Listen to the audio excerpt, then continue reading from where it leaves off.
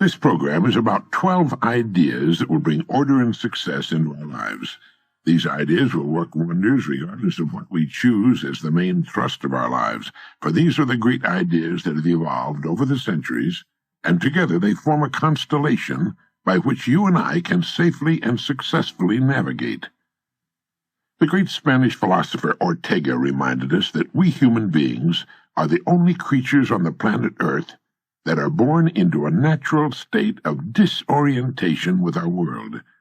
That is, while all other creatures are guided by instinct of which they are neither aware nor have the capacity to question, each of us, as human creatures, was given the godlike power to create his or her own life, and each of us does exactly that all the years of his or her life. Every day we put in place actions and ideas that will determine the shape and substance of our tomorrows. For some, those ideas and actions lead inevitably to extraordinary achievement and rewards. For most, they tend to lead to a kind of middle ground in which great numbers of people take their cues from each other without question or consideration. And for some, those actions and ideas lead to repeated frustration and problems as they spend their lives in the bottom layers of the socio-economic pyramid. Success or failure as a human being is not a matter of luck or circumstance or fate or the breaks or who you know or any of the other tiresome old myths and cliches by which the ignorant tend to excuse themselves. It's a matter of following a common-sense paradigm of rules, guidelines anyone can follow. Now, this program, Lead the Field, has changed more lives, brought about more success stories, helped create more millionaires, saved more careers, important jobs, and marriages than any other program ever produced. And the rules we talk about here don't change. They apply to any situation, under any and all circumstances. We never have to say, I wonder what'll work in this particular situation. All we have to do is make these ideas our own. And we begin with what I call the magic word. We all want good results from life in our home, our work, and in all our contacts with other people. And the most important single factor to guarantee good results day in, day out, all the months and years of our lives, is a healthy attitude. Attitude is the magic word. Attitude is defined as the position or bearing as indicating action, feeling, or mood, and it is our actions, feelings, or moods which determine the actions, feelings, and moods of others. Our attitude tells the world what we expect in return. If it's a cheerful, expectant attitude, it says to everyone with whom we come in contact that we expect the best in our dealings with our world. You see, we tend to live up to our expectations, and others give to us, as far as their attitudes are concerned, what we expect. Our attitude is something we can control. We can establish our attitude each morning when we start our day. In fact, we do just that whether we realize it or not. And the people in our family, all the people in our world, will reflect back to us the attitude we present to them. It is then our attitude toward life which determines life's attitude toward us, cause and effect.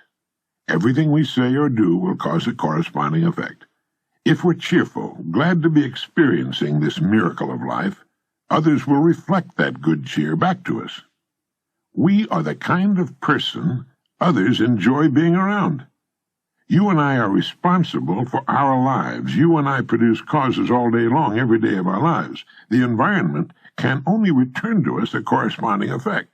That's why I say each of us determines the quality of his or her own life. We get back what we put out. Now, here's a way to test the past quality of your attitude. Would you say people tend to react to you in a smiling, positive manner with friendly greetings when you appear? Your answer to that question will tell the story. I remember the time when a man and his wife bought a home across the street from me in Florida. They had moved there from Minnesota. They had planned the move for years. They were tired of the northern winters, and he was an avid fisherman. Several months passed after their move, and one day I was surprised to see them packing. I walked across the street and asked the man if they were leaving so soon after they made the move. He nodded. "My wife hates it here," he said. "We're going back home." I asked him how in the world his wife could hate it there, what his wife didn't like about the place, and with a few questions, the truth came out. "She hasn't been accepted here," he said. "The other women of the community have left her strictly alone. She's made no friends. She hasn't been asked to participate in any of the community activities." So I asked him, has she let the other women know she's interested in participating in community activities? He stopped what he was doing and looked at me. "No," he said. "No, she hasn't. She's been waiting for the women to ask her." And since she stayed in the house, waiting for them to come to her, they've thought of her as reclusive, as a person who's not interested in making friends, so they've left her alone. Well, there was a long silence, and he began nodding. "Yes, that's exactly what's happened," he said. "Yes, the women of the neighborhood should have come to her and introduced themselves or invited her to a tea or luncheon, but they were reacting to her. She didn't know that the community could only give her back a reflection of her own attitude. Here was a woman in her 60s who had never learned the first important rule for successful living, that our surroundings will always reflect us, that our environment is a mirror, often a merciless mirror, of ourselves. As soon as a person begins to change, his or her surroundings will change, and it works like this. Great attitude, great results. Good attitude, good results. Fair or average attitude, fair or average results. Poor attitude, poor results. So each of us shapes his or her own life, and to an altogether unexpected extent, the shape and texture, the quality or the lack of quality of our lives is determined by our habitual attitude. That sounds simple, doesn't it? But it's not quite that easy. For most of us, learning this new habit takes time. But once it becomes a habit-knit part of our lives, our world will change as dramatically as would walking from a dark cave into the bright light of day. Most people never think about their attitudes at all. For most of them, it's a matter of beginning each day in neutral. Their attitudes are neither good nor bad, but are poised to react to whatever stimuli they encounter. If the stimulus is good, they'll reflect it. If it's bad, they'll reflect that too. They're chameleons, and they go through their days reacting to whatever confronts them. And these are the people of our environment. That's why it's so important for us to control our attitudes, to make sure they're excellent or good. A person with a poor attitude toward learning, for example, isn't going to learn very much. I know you can think of examples of this in your own life. If we take the attitude that we can't do something, we generally will not do it. An attitude of failure, and we're whipped before we start. It was William James of Harvard, the founder of psychology in America, who said, "Human beings can alter their lives by altering their attitudes of mind." In trying to describe the attitude that's worked so well for me over the years, I found myself using two important words: gratitude and expectant. First, I'm grateful for the opportunity to live on this beautiful and astonishing planet Earth. I wake up with a sense of gratitude in the morning. Secondly, I expect the best. I expect to reach the goals I establish for myself, about which we'll talk a good deal more later in the program. I find the idea of fulfilling those goals agreeable, hence the attitude of expectancy. I know the world will give me back what I put out in the way of attitude, so it's up to me. I'm responsible. There are millions of human beings living narrow, darkened, frustrated lives, living defensively simply because they take a defensive, doubtful attitude toward themselves and, as a result, toward life in general. A person with a poor attitude becomes a magnet for unpleasant experiences. When those experiences come, as they must because of his attitude, they tend to reinforce his poor attitude, thereby bringing more problems and so on. The person becomes an example of self-generating, doom-fulfilling prophecy. And it's all a matter, believe it or not, of attitude. We get what we expect, and our outlook on life is a kind of paintbrush, and with it we paint our world. It can be bright and filled with hope and satisfaction, or it can be dark and gloomy, lugubrious. It's hard to convince people sometimes that the world they experience is a reflection of their attitude. They take the attitude that if people would only be nice to them, they'd be nice in return. They're like the person sitting in front of the cold stove, waiting for the heat. Until they put in the fuel, there's not going to be any heat. It's up to them to act first. It has to start somewhere. Let it begin with us. Attitude is the reflection of the person inside. Consider for a moment the people who go sailing through life from one success to another and who, when they occasionally fail at something, shrug it off and head right out again. No matter what a person does, wherever you find a person doing an outstanding job and getting outstanding results, you'll find a person with a good attitude. These people take the attitude toward themselves that they can accomplish what they set out to accomplish. They take the attitude that achievement is the natural order of things, and it is. That there's no good reason on earth why they can't be as successful, as competent as anyone else. They have a healthy attitude toward themselves and, as a result, toward life and the things they want to accomplish. And because of that, they accomplish some remarkable things and come to be called successful and outstanding and brilliant and lucky and so on. They're quite frequently no smarter or more talented than most other people, but they have the right attitude. They find their accomplishments not too difficult simply because it seems so few others are really trying or really believe in themselves. As to luck, forget it. Luck is what happens when preparedness meets opportunity, and opportunity is there all the time. A person can be very efficient at his or her work, but if the corresponding excellent attitude isn't present, well, the person's a failure. A robot can do a great job, but only a human being can ennoble work with a great attitude, and by so doing touch it with the magic of humanness, make it come alive and sing, make it truly worthwhile. That, my friend, makes the difference. Successful people come in all sizes, shapes, ages, and colors, and in widely varying degrees of intelligence and education, but they have one thing in common. They expect more good out of life than bad. They expect to succeed more often than they fail, and they do. Now there are things you want, worthwhile things. Take the attitude that there are a lot more reasons why you can reach those goals than fail in the attempt.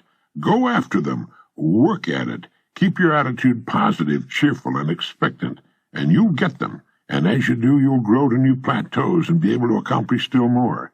And remember this, our environment, the world in which we find ourselves living and working, is a mirror of our attitudes and expectations. If we feel that our environment could stand some improvement, we can bring about that change for the better by improving our attitude. The world plays no favorites. It's impersonal. It doesn't care who succeeds or who fails, nor does it care if we change. Our attitude toward life doesn't affect the world and the people in it nearly so much as it affects us. It would be impossible to even estimate the number of jobs that have been lost, promotions or good grades missed, sales lost, or marriages ruined by poor attitudes. But you can number in the millions the jobs which are held but hated, the marriages which are tolerated but unhappy, the parents and children who fail to understand and love one another, all because of people who are waiting for the world and others to change toward them. They don't understand that what they're getting is a reflection of themselves. Nothing can change until we do. When we change, our worlds will change. The answer is attitude. How does one develop a good attitude? The same way one develops any other factor, practice. One good way is to stick a small sign on the bathroom mirror on which is printed the word attitude. That way you'll see it first thing every morning. You might have another one in your car and at your place of work. We need to smile more, speak to people, go out to people. Everything in the world we want to do or get done we must do with and through people. Every dollar we will ever earn must come from people. Everything worthwhile, the person we love and with whom we want to spend the rest of our life, is a human being with whom we must interact. Our children are individuals, each different from any other person who ever lived. And what affects them most is our attitude, the loving kindness they see and feel whenever we're around them. If you begin to develop and hold an attitude that says yes to life, and the world.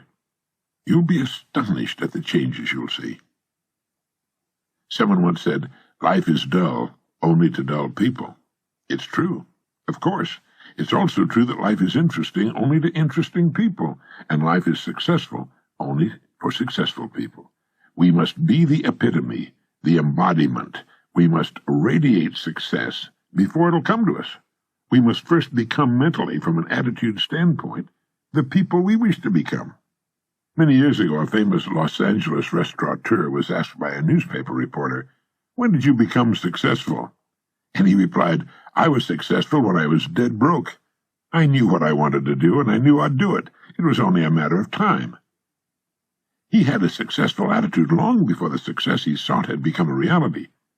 The great German philosopher and writer Goethe put it this way: "Before you can do something, you must be something." But let me prove my point by giving you a test.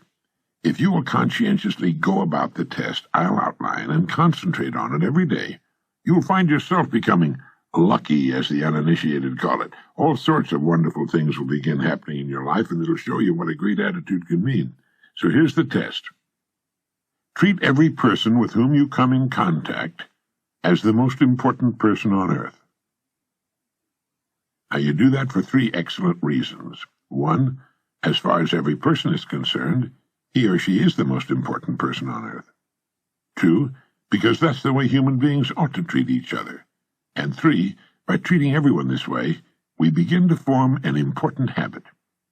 There's nothing in the world that men, women, and children want and need more than self-esteem, the feeling that they're important, that they're recognized, that they're needed, that they count and are respected. They will give their love, their respect, and their business to the person who fills this need, even if it's a short encounter. Have you ever noticed that the higher you go in any organization of value, the nicer the people seem to become? It works this way. The bigger the people, the easier it is to talk to them, to get along with them, and work with them. So they naturally matriculate to the top. It's their attitudes. And the people with great attitudes just naturally gravitate to the top of whatever business or department they're in. They don't have great attitudes because of their positions. They have their positions largely because of their great attitudes. For the purposes of this test, act toward others in exactly the same manner that you want them to act toward you. Treat the members of your family as the very important people they really are, the most important in the world. Carry out into the world each morning the kind of attitude you'd have if you were the most successful person on earth. Notice how quickly it develops into a habit. And almost immediately a change will be noticed.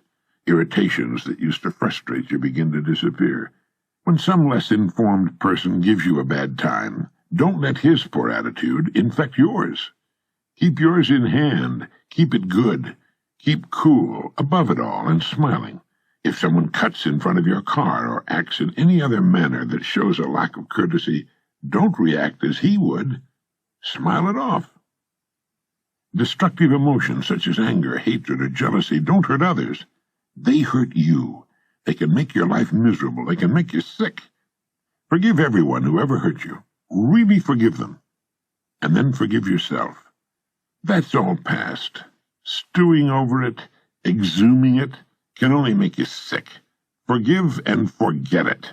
Get rid of it. You've risen above that sort of thing. And as you develop a great attitude, you'll probably realize that you've already placed yourself on the road to what you seek. You're well on your way. It makes no difference how successful you may have been in the past. You'll be delighted with the ease and comfort of your new life. The bad or poor attitudes of others can be as infectious as the common cold. It's important that we look on them in this light, as infectious conditions that can only end by hurting and annoying us if we allow ourselves to catch them. Like the doctor, often working with people with infectious conditions, we must keep ourselves healthy. We simply don't have time for that sort of thing. Whoever started the cliché, "Life's too short," certainly knew what he or she was talking about. It really is too short, much too short, to spend any of our valuable time mimicking the attitudes of others, unless they're good. A great attitude does much more than turn on the lights in our worlds. It seems to magically connect us to all sorts of serendipitous opportunities that were somehow absent before the change. Maybe that's what people mean when they say we're lucky. Suddenly we do find ourselves getting the so-called breaks, but it's really nothing more than this new connection with the world that comes with a great attitude. We find ourselves doing more and doing it in less time. We put ourselves directly in the path of all kinds of serendipitous happenings.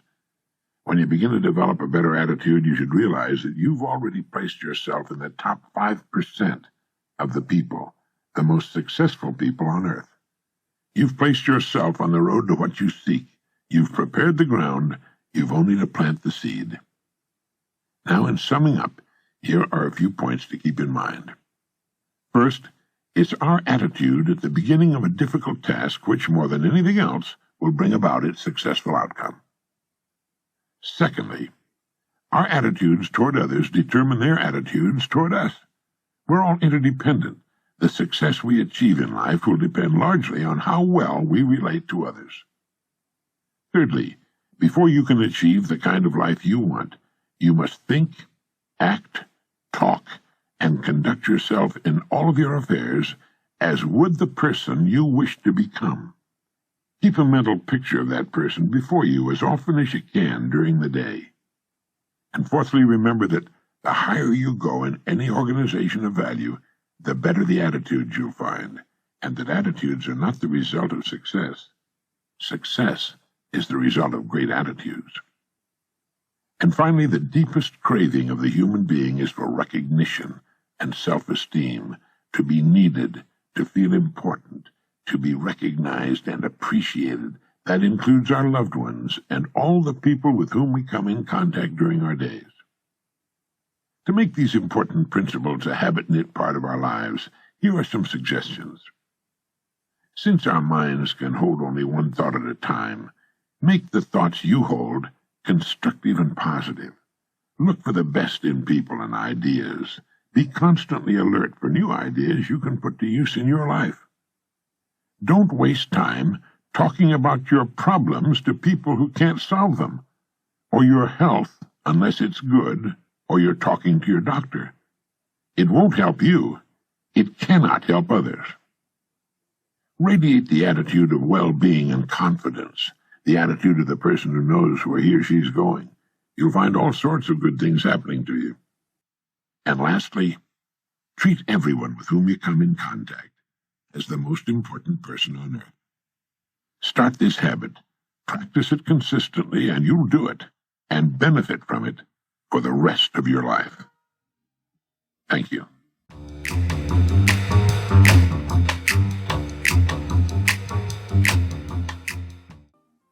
In the year 1843, a man was born who was to have a profound effect upon the lives of millions of people.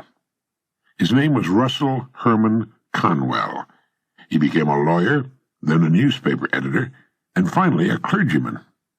It was during his church career that an incident occurred which was to change his life and the lives of countless others.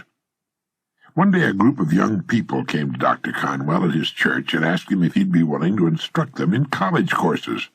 They all wanted a college education but lacked the money to pay for it. He told them to let him think about it and come back in a few days. After they left, an idea began to form in Dr. Conwell's mind. He asked himself, why couldn't there be a fine college for poor but deserving young people? And before very long, the idea consumed him. Why not indeed? It was a project worthy of 100% dedication, complete commitment, and almost single-handedly Dr. Conwell raised several $1 million with which he founded Temple University, today one of the country's leading schools. He raised the money by giving more than 6,000 lectures all over the country, and in each one of them he told a story called Acres of Diamonds. It was a true story, which had affected him very deeply, and it had the same effect on his audiences. The money he needed to build the college came pouring in. The story was the account of an African farmer who heard tales about other farmers who had made millions by discovering diamond mines. These tales so excited the farmer that he could hardly wait to sell his farm and go prospecting for diamonds himself. So he sold the farm and spent the rest of his life wandering the African continent, searching unsuccessfully for the gleaming gems which brought such high prices on the markets of the world. Finally, the story goes, worn out and in a fit of despondency, he threw himself into a river and drowned. Meanwhile, back at the ranch, or farm in this case, the man who had bought his farm happened to be crossing the small stream on the property when suddenly there was a bright flash of blue and red light from the stream bottom. He bent down, picked up the stone. It was a good-sized stone, and admiring it, later put it on his fireplace mantel as an interesting curiosity. Several weeks later, a visitor picked up the stone, looked closely at it, hefted it in his hand, and nearly fainted. He asked the farmer if he knew what he'd found. When the farmer said no, that he thought it was a piece of crystal, the visitor told him he had found one of the largest diamonds ever discovered. Well, the farmer had trouble believing that. He told the man that his creek was full of such stones, not as large perhaps as the one on the mantel, but, well, they were sprinkled generously throughout the creek bottom. Needless to say, the farm the first farmer had sold so that he might find a diamond mine turned out to be the most productive diamond mine on the entire African continent. The first farmer had owned, free and clear, acres of diamonds, but had sold them for practically nothing in order to look for them elsewhere. Well, the moral is clear. If the first farmer had only taken the time to study and prepare himself, to learn what diamonds looked like in their rough state, and since he had already owned a piece of the African continent, to thoroughly explore the property he had before looking elsewhere, all of his wildest dreams would have come true. Now, the thing about this story that so profoundly affected Dr. Conwell and subsequently millions of others was the idea that each of us is, at this moment, standing in the middle of his or her own acres of diamonds. If we'll only have the wisdom and patience to intelligently and effectively explore the work in which we're now engaged, to explore ourselves, we'll usually find the riches we seek, whether they be financial or intangible or both. Before we go running off to what we think are greener pastures, let's make sure that our own is not just as green or perhaps even greener. It's been said that if the other guy's pasture appears to be greener than ours, it's quite possible that it's getting better care. Besides, while we're looking at other pastures, other people are looking at ours. There are few things more pitiful to my mind than the person who wastes his life running from one thing to another, forever looking for the pot of gold at the end of the rainbow, and never staying with one thing long enough to find it. No matter what your goal may be, perhaps the road to it can be found in the very thing you're now doing. It wasn't until he was completely paralyzed by polio and forced to reach into the rich resources of his mind that a courageous farmer got the idea of producing exceptionally good meat products on his farm. From that idea, one of the country's most successful meat-packing companies was born. His farm contained acres of diamonds, too. He just never had to dig for them before. Your mind is your richest resource. Let it thoroughly explore the possibilities lurking in what you're presently doing before turning to something new. I say that because there were probably good reasons for your having chosen your present work in the beginning. If there weren't, and if you're unhappy in the field you're in, well, then perhaps it's time for some serious exploration. Dr. Russell Conwell's life is a living example of the importance of a willingness to change once one's own pasture has been thoroughly explored. I said that Dr. Conwell began as a lawyer, then later changed to become a newspaper editor, before he finally found his true calling as a clergyman and the founder of a great university. One of the best examples of a person finding acres of diamonds hiding in his work is Stu Leonard of Connecticut. He began as a dairy route delivery man. As he worked his rounds, he began to think of all the products connected to the dairy business that his customers really needed. He bought a working dairy with very little down and a lot of hard work and began building his business around it. Keeping the working dairy intact in the center of his operations and surrounding it with windows through which his customers could watch the process, he began adding other products. Today his dairy store is the largest in the world, and it sells everything in the food line. People come from all over the entire area to shop at Stu Leonard's dairy store, and they love it, and he loves them.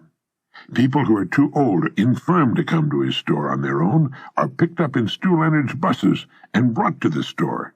He has a multi-million-dollar business that grew out of a delivery route. The diamonds were there, and Stu Leonard made the most of them. Every kind of work has such opportunity lurking within it. The opportunities are there now, clamoring to be noticed, but they cannot speak or print signs for us to read.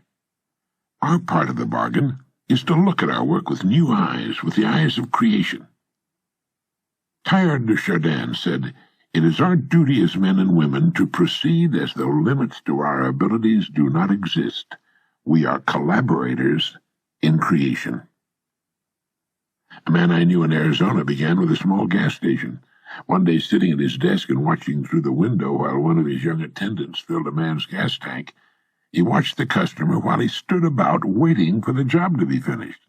It dawned upon him that that man had money in his pockets, and there were things he needed or wanted that he'd pay for if they were conveniently displayed where he could see them.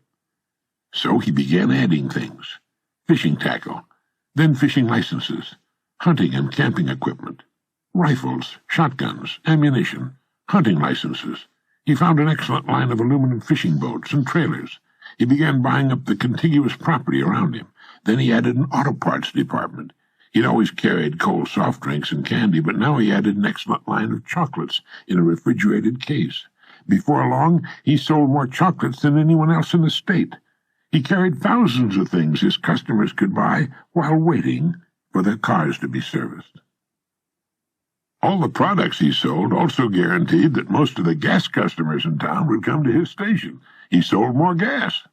He began cashing checks on Friday, and the bonanza grew and grew. It all started with a man with a human brain watching a customer standing around with money in his pockets and nothing to spend it on.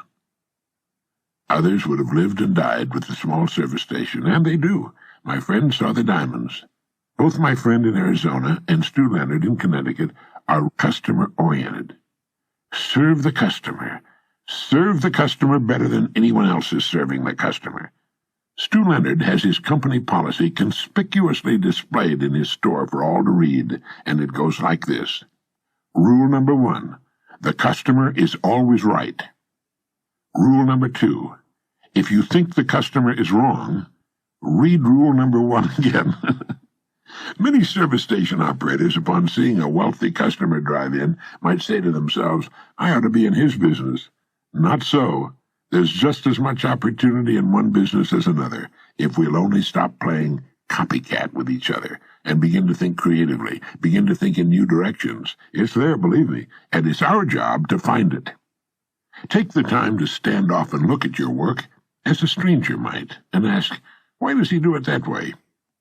Has he noticed how what he's doing might be capitalized upon or multiplied?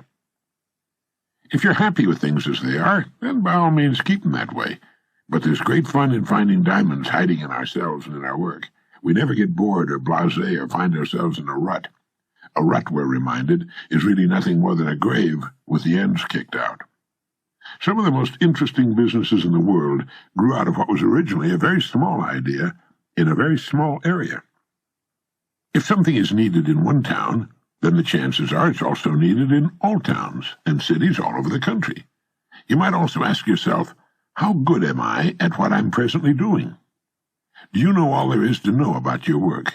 Would you call yourself a first-class professional at your work? How would your work stand up against the work of others in your line? The educator and author J.B. Matthews wrote, unless a person has trained himself for his chance, the chance will only make him ridiculous. A great occasion is worth to a man exactly what his preparation enables him to make of it. I'm sure Dr. Matthews intended to include the female half of the world in that statement. I'm often appalled by how little people know about the business they're in. That's not my department, they'll say. I suppose if they see a fire starting in someone else's department, they wouldn't report it. Most real estate people don't sell homes and property. They show homes and property, something a 6-year-old child could do.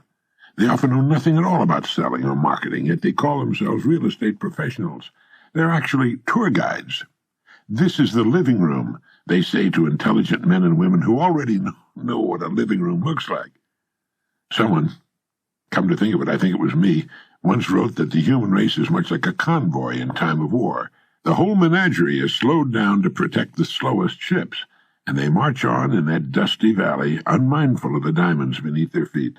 The first thing we need to do to become a diamond miner is to break away from the crowd and quit assuming that because people in the millions are living that way, it must be the best way. It is not the best way. It's the average way. The people going the best way are way out in front. They're so far ahead of the crowd you can't even see their dust anymore. They're the people who live and work on the leading edge, the cutting edge, and they mark the way for all the rest. We have a choice to make, really, you and I. It takes imagination, curious imagination, to know that diamonds don't look like cut and polished gemstones in their rough state, nor does a pile of iron ore look like stainless steel. To prospect your own acres of diamonds, develop a faculty we might call intelligent objectivity, the faculty to stand off and look at your work as a person from Mars might look at it. Within the framework of what industry or profession does your job fall? Do you know all you can about your industry or profession? Isn't it time for a refreshing change of some kind? How can the customer be given a better break? Each morning ask yourself, how can I increase my service today? There are rare and very marketable diamonds lurking all around me. Have I been looking for them, examining every facet of my work and of the industry or profession in which it has its life? There are better ways to do what I'm presently doing. What are they? How will my work be performed 20 years from now? Everything in the world is in a state of evolution and improvement. How can I do what will eventually be done anyway now? Think of what Stu Leonard did with his dairy route, and my Arizona friend with his small service station, what Famous Amos did with his chocolate chip cookies, what Procter & Gamble did with soap. Sure, there's risk involved. There's no growth of any kind without risk. We start running risks when we get out of bed in the morning. Risks are good for us. They bring out the best that's in us. They brighten the eye and get the mind cooking. They quicken the step and put a new shining look on our days. Human beings should never be settled. It's okay for chickens and cows and cats, but it's wrong for human beings. People start to die when they become settled. We need to keep things stirred up. Back in 1931, Lloyd C. Douglas, the world-famous novelist who wrote The Robe, Magnificent Obsession, and other best-selling books, wrote a magazine article titled Escape. Now, in that article, Douglas asked, who of us has not at some time toyed briefly with the temptation to run away? If all the people who have given that idea the temporary hospitality of their imagination were to have acted upon it, few would be living at their present addresses. And of the small minority who did carry the impulse into effect, it's doubtful if many ever disengaged themselves as completely as they had hoped from the problems that hurled them forth.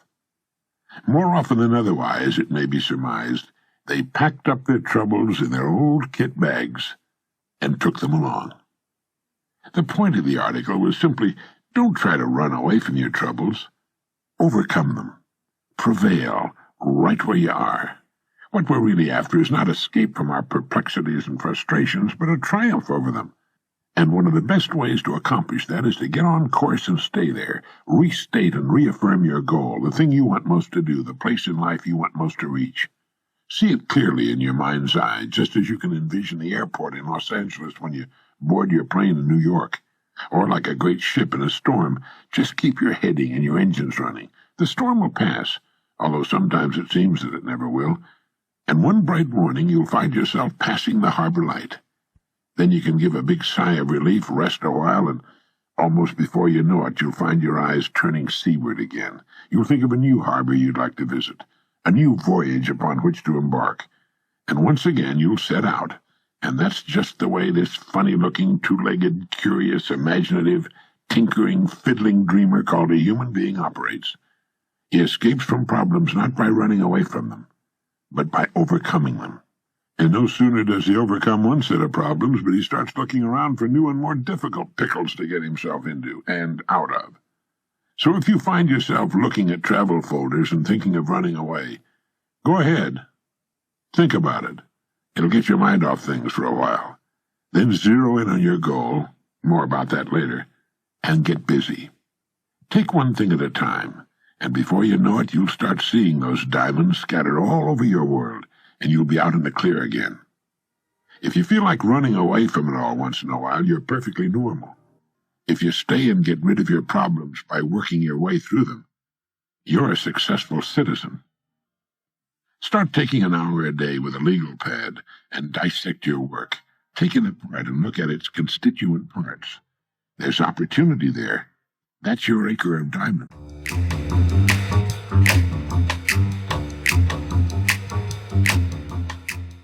The stories of people achieving unusual success despite all manner of handicaps never fail to capture our attention. They're inspirational, to be sure, but they're much more than that if we study them closely. The boy whose legs were terribly burned and who was told he'd be lucky to ever walk again becomes a champion track star. The woman, blind and deaf from birth, becomes one of the most inspirational figures of the century. And the poor children, who rise to fame and fortune, have nearly become commonplace. In this age of unprecedented immigration, we read and see on television examples of people who arrived in this country without any money and without knowing a word of English, and who, within a surprisingly short time, have become wonderfully successful. In fact, the typical Korean family that has emigrated to the United States during the past 20 years has a higher average income than the average American family that was born and went to school here. Now, how does that happen? Freedom, personal liberty, is the most precious thing on earth. It is also one of the rarest, hence its great value. People who manage to get to America despite mountainous problems and miles of red tape often find themselves free for the first time in their lives. It's a joyous, wonderful experience for them, and in this newfound freedom they set to work to find a place for themselves. They go to work serving their new country and its people. Time means nothing to them, but being free to pursue their own ends in the richest, freest country on the planet is everything.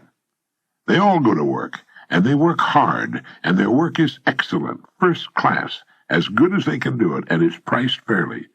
You don't see them marching, demanding higher pay or shorter hours. All they want is the opportunity, and once that's theirs, they make the most of it. In New York City, a Korean family managed to buy a small convenience grocery store in Midtown Manhattan. The first thing they did was clean it. It sparkled with cleanliness. Then they stocked it with everything they felt the people in their area wanted in the way of things you find in a grocery store. They were open early in the morning. They stayed open late at night. They never failed to smile and give a friendly greeting to their customers. Naturally, they became wonderfully successful. They were open 7 days a week. One day, customers coming to the store found it closed, and on the door was a sign giving the reason why. It read, "We've gone to Yale University to watch our son graduate." That's an American story. The true story of people who found joy in freedom and in the opportunity to serve their fellow man and make the most of it. What sets these people with such vast handicaps, such as not knowing the language, not knowing the right people, not having any money? Or the boy with the burned legs who becomes the champion runner, or a Helen Keller, blind and deaf at birth? What in the world is the answer? The answer, if fully understood, will bring you and me anything and everything we truly want, and it's deceptively simple. We touched on it in our last message. Perhaps it's too simple. The people we've talked about here, and the thousands currently doing the same thing all over the country, are in possession of something the average American doesn't have. They have goals. They have a burning desire to succeed despite all handicaps. They know exactly what they want. They think about it every day of their lives. It gets them up in the morning, and it keeps them giving their very best all day long. It's the last thing they think about before dropping off to sleep at night. They have a vision of exactly what they want to do, and that vision carries them over every obstacle. This vision, this dream, this goal, invisible to all the world except the person holding it, is responsible for perhaps every great advance and achievement of humankind. It's the underlying motive for just about everything we see about us. Everything worthwhile achieved by men and women is a dream come true, a goal reached. It's been said that what the mind can conceive and believe, it can achieve. It's the fine building where before there was an empty lot or an ancient eyesore. It's the bridge spanning the bay. It's landing on the moon. And it's that little convenience store in Midtown Manhattan. It's the lovely home on a tree-shaded street and the young person accepting the diploma. It's the new baby in its mother's arms. It's a low golf handicap and a position reached in the world of business. It's a certain income attained or amount of money invested. What the mind can conceive and believe, it can achieve. We become what we think about. And when we're possessed by an exciting goal, we reach it. That's why it's been said, be choosy, therefore, what you set your heart upon, for if you want it strongly enough, you'll get it. Amen to that. It's been said that Americans can have anything they want. The trouble is they don't know what they want. Oh, they want little things. They want a new car. They get it. They want a new refrigerator. They get it. They want a new home, and they get it. The system never fails for them, but they don't seem to understand that it is a system, nor that if it'll work for a refrigerator or a new car, it will work for anything else they want very much, just as well. Perhaps that's best. People come in all shapes and sizes and with goals of infinitely varying specifications, if they have goals at all. Once a person fully and emotionally understands that the goals that are important to him or her can become real in his or her life, well, it's like opening a jack-in-the-box. All sorts of interesting and exciting things begin to happen. Quite often we become truly alive for the first time in our lives. We look back at our former lives and realize we were shuffling along in a kind of lockstep, that we were actually taking our cues from those about us in the unspoken assumption that we're all alike, when nothing could be farther from the truth. We are not all alike. Each of us is quite different, with different abilities, different genetic profiles, different wants in life. What will wonderfully satisfy one particular family and represent complete success for them would be considered failure for another family. All because of their different aspirations, their different plateaus in life, the difference in their lifestyles, upbringings, education. Every facet of our environment as youngsters has an effect upon us and helps to set our course in life. The youngster who knew poverty as a child might aspire to be rich. He might overcompensate because of the desolation of his youth, while another young man raised in an upper-middle-class family who always had just about everything he wanted might settle for a very middle-class adulthood. Things we've always had aren't as important to us as they are to those who've been without them. We talked about freedom on the preceding message and how dear it is to those who never had it, while most Americans take it for granted and never even think about it. If you ask most Americans what the most important thing in the world is for a human being, chances are they'd seldom come up with freedom. Yet as Archibald MacLeish wrote in his fine play, The Secret of Freedom, the secret of happiness is freedom, and the secret of freedom, courage. To understand the subject and the importance of goal setting, we have to realize that it's the very basis of any success. It is, in fact, the very definition of success. The best definition of success I've ever found goes like this. Success is the progressive realization of a worthy goal, or in some cases, the pursuit of a worthy ideal. If you'll give these definitions some thought, I think you'll agree with me. Success is the progressive realization of a worthy goal. That's a beautiful definition of success. It means that anyone who's on course toward the fulfillment of a goal is successful. Now, success doesn't lie in the achievement of a goal, although that's what the world considers success. It lies in the journey toward the goal. We're successful as long as we're working towards something we want to bring about in our lives. That's when the human being is at his or her best. That's what Cervantes meant when he wrote, "The road is better than the inn." Quite often romantic stories end with the loving couple getting married. That's just the beginning of the real story. When the young person stands before his school's president or principal and receives the diploma, that's called commencement. That's the beginning. It's an important milestone, to be sure, and congratulations are certainly in order. But where are you going from there? Once a person has realized the goal for which he or she has so assiduously toiled, that's wonderful. It's time for a rest and some self-congratulations, time to savor the achievement. But we're no longer successful by my definition until we set a new higher goal toward which to work.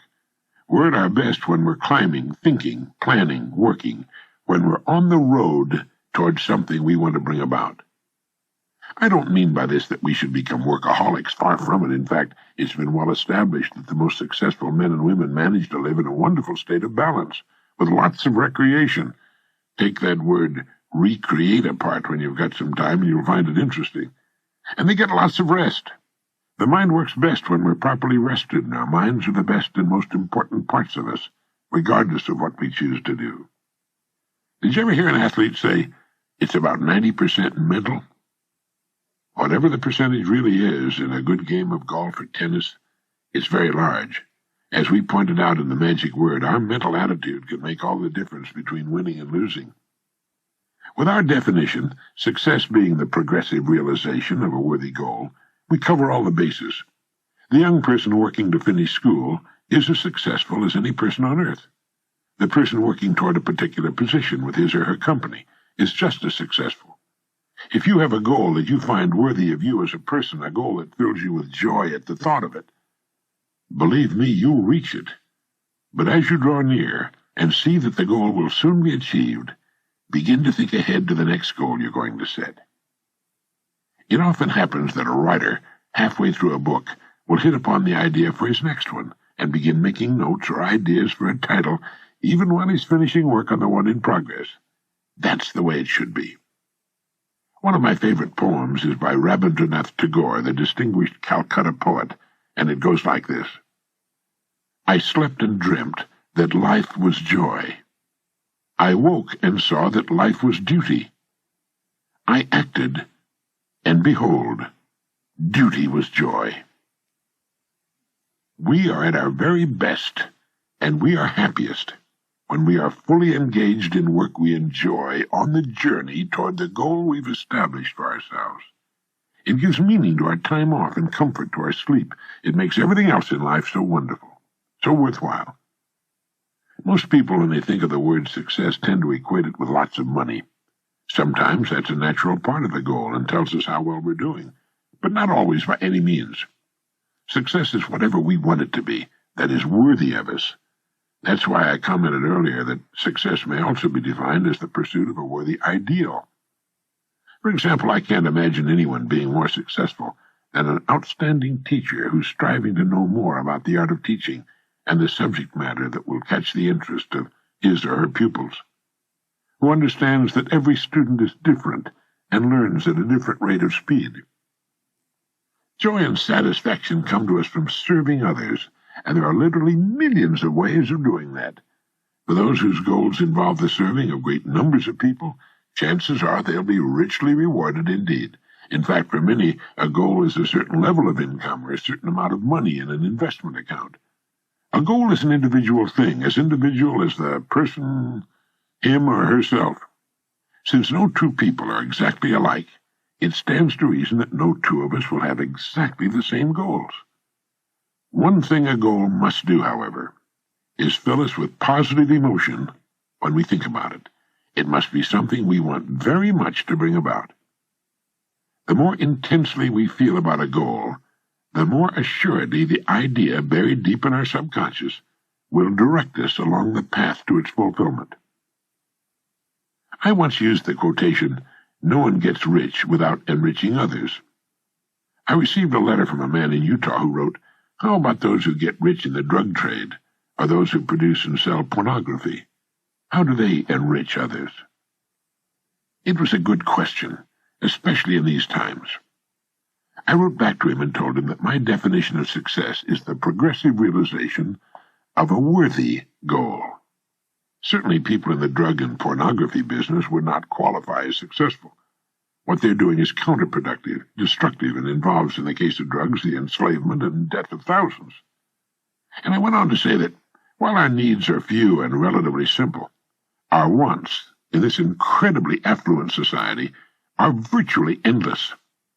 By meeting those wants, whatever they may be, we serve others, not always to their benefit, nor to our own, nor would I call those in drugs and pornography successful, nor do their riches amount to much if they're apprehended and sent to prison. But I did stop using that quotation. It is possible to get rich without enriching others, but for most of us, It's not the way we want to go. It's nothing to take pride in. Why bother when there are so many positive, excellent, and productive ways to serve others?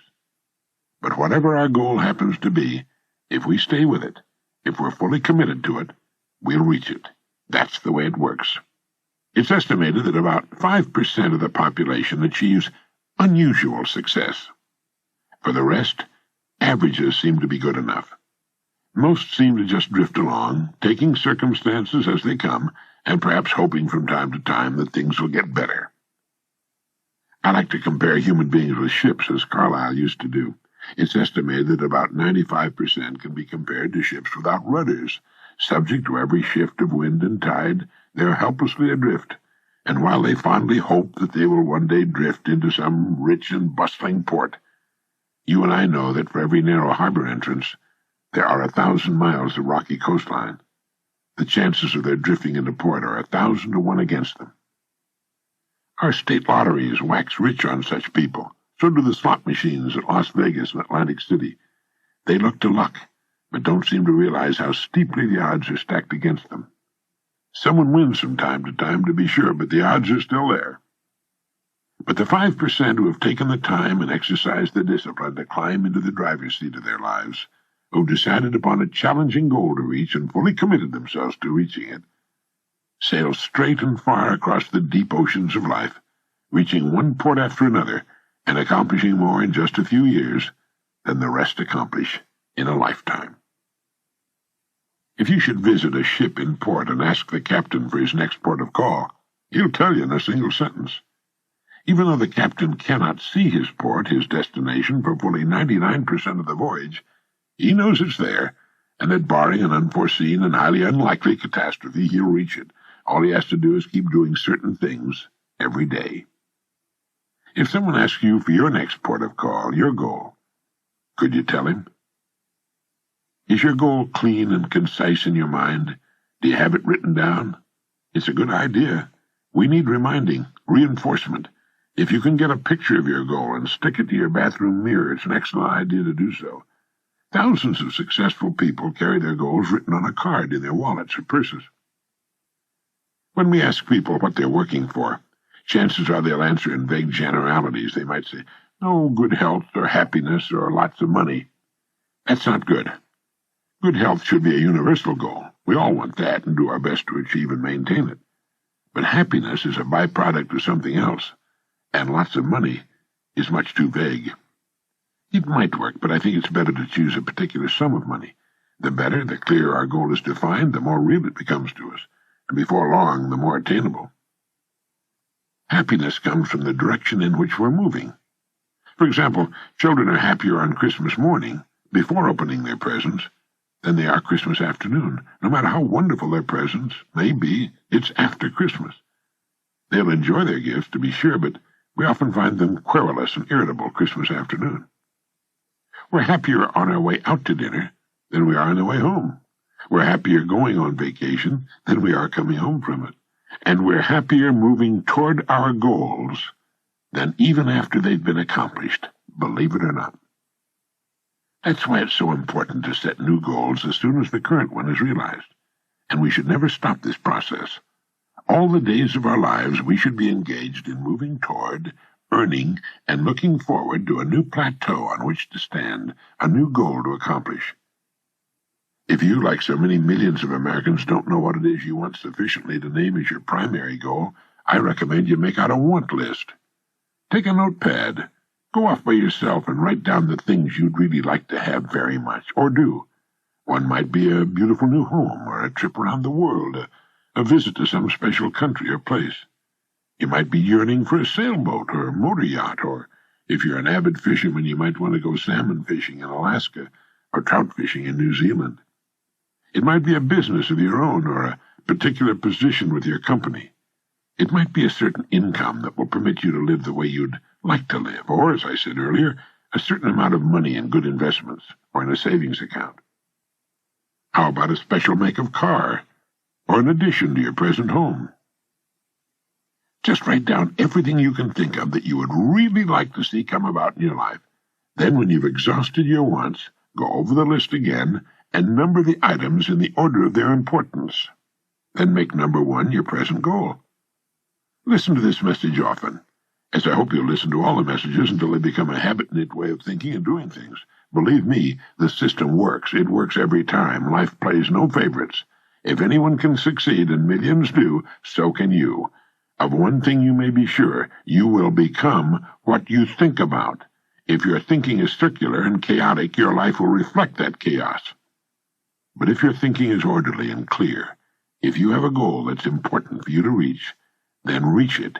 You will. One goal at a time. That's important. That's where most people unwittingly make their mistake. They don't concentrate on a single goal long enough to reach it before they're off on another track, then another, with the result that they achieve nothing but confusion and excuses.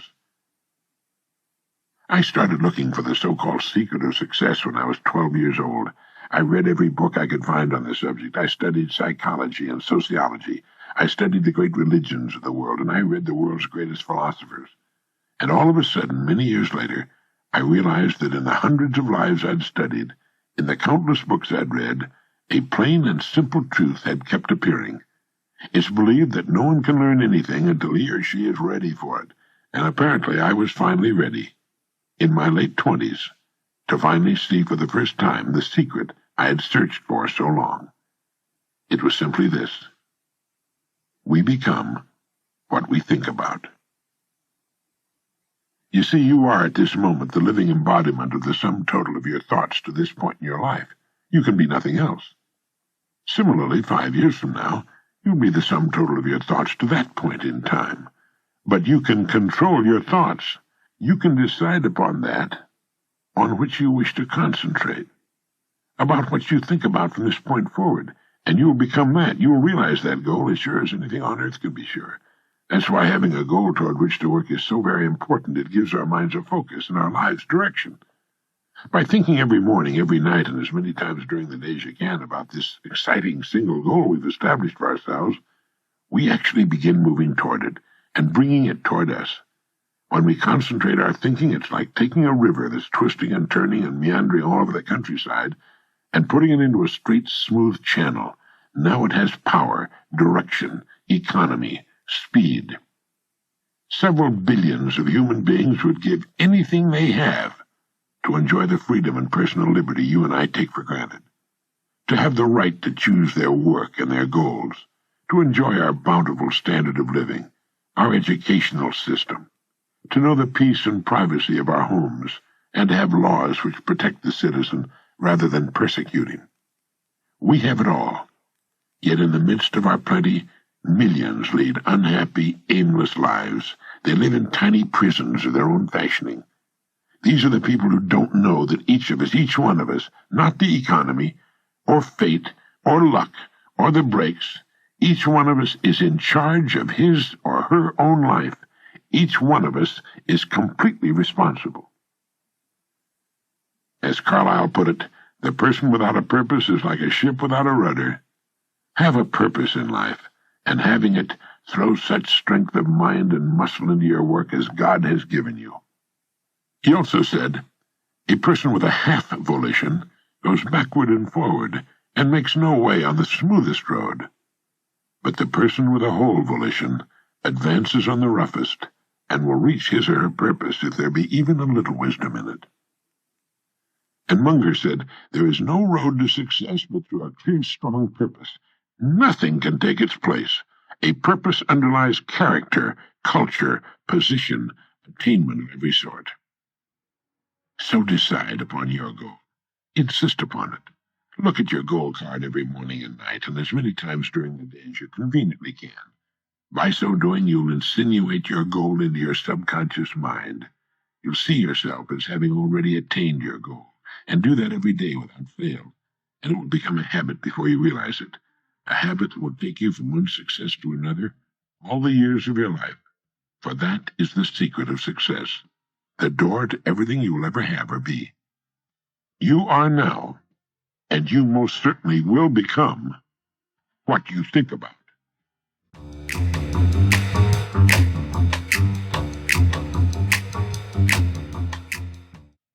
All creatures at birth are supplied with everything they need for successful survival. All creatures except one are supplied with a set of instincts that will do the job for them, and because of that, they don't need much of a brain. Take the magnificent bald eagle, for example. My wife and I saw dozens of them on a recent fishing trip in Alaska. To see one of them come swooping down and pluck a live and sizable fish from the water on a single pass is astonishing. More astonishing still is the eagle's eyesight. And because of its need to see small rodents moving in the grass from high altitudes or a fish just inches under the surface of the water, its incredible eyes take up just about all of the space in its head. For the eagle, its eyes are the most important thing, and everything else works in unison with them. Its brain is tiny and rudimentary. It doesn't think or plan or remember. It simply acts in accordance with stimuli. And it's the same with most other living creatures. Even the beautiful porpoise with a much larger brain and the chimpanzee are easily tamed and taught. Only one takes 20 years to mature and has dominion over all the rest and the earth itself, and has today the power to destroy all life on earth in a couple of hours. Only one is given the godlike power to fashion its own life according to the images it holds in its remarkable mind. Everything fashioned by human beings is a result of goal setting. We reach our goals. That's how we know that the diseases that plague us will be conquered. We've set goals to eradicate every disease that plagues us, and eradicate them we will, one by one. We have never set a goal that we have not reached, even landing on the moon, or are now in the process of reaching. No one ever made a purposeful accomplishment without a clear goal toward which to work. I hope you've established yours and that you've begun to think about it frequently every day to impress it into your mind, particularly your remarkable subconscious, where forces greater than we can imagine can come to your aid. For a moment, consider the things your mind has brought you. Everything you have, your work, your relationship with your family and others, your philosophy of life, all come to you as a result of using your mind. Your religion. Now consider the estimate made by experts. You have probably been operating on less than 10% of your mental capacity, and probably much less than that. In an article for the Saturday Review, our old friend Herbert Otto, psychologist, educator, and chairman of the National Center for the Exploration of Human Potential, reminded us that many well-known scientists, such as the late Abraham Maslow, Margaret Mead, Gardner Murphy, O. Spurgeon English, and Carl Rogers, subscribe to the hypothesis that man is using a very small fraction of his capacities. Margaret Mead quotes a 6% figure. Herbert Otto writes, "My own estimate is 5% or less." Neurological research has shed new light on man's potential. Work at the UCLA Brain Research Institute points to enormous abilities latent in everyone by suggesting an incredible hypothesis. They said the ultimate creative capacity of the human brain may be, for all practical purposes, infinite. To use the computer analogy, man is a vast storehouse of data, but we have not learned how to program ourselves to utilize these data for problem-solving purposes. The following appeared in Soviet Life Today, a USSR English-language magazine. It said the latest findings in anthropology, psychology, logic, and physiology show that the potential of the human mind is very great indeed. As soon as modern science gave us some understanding of the structure and work of the human brain, we were struck with its enormous reserve capacity, writes Yefremov, eminent Soviet scholar and writer. He continues, "Man, under average conditions of work and life, uses only a small part of his thinking equipment. If we were able to force our brain to work at only half its capacity, we could, without any difficulty whatever, learn 40 languages, memorize the large Soviet encyclopedia from cover to cover, and complete the required courses of dozens of colleges." End of quote. That statement is hardly an exaggeration. It's the generally accepted theoretical view of man's mental potentials. Now, how can we tap this gigantic potential?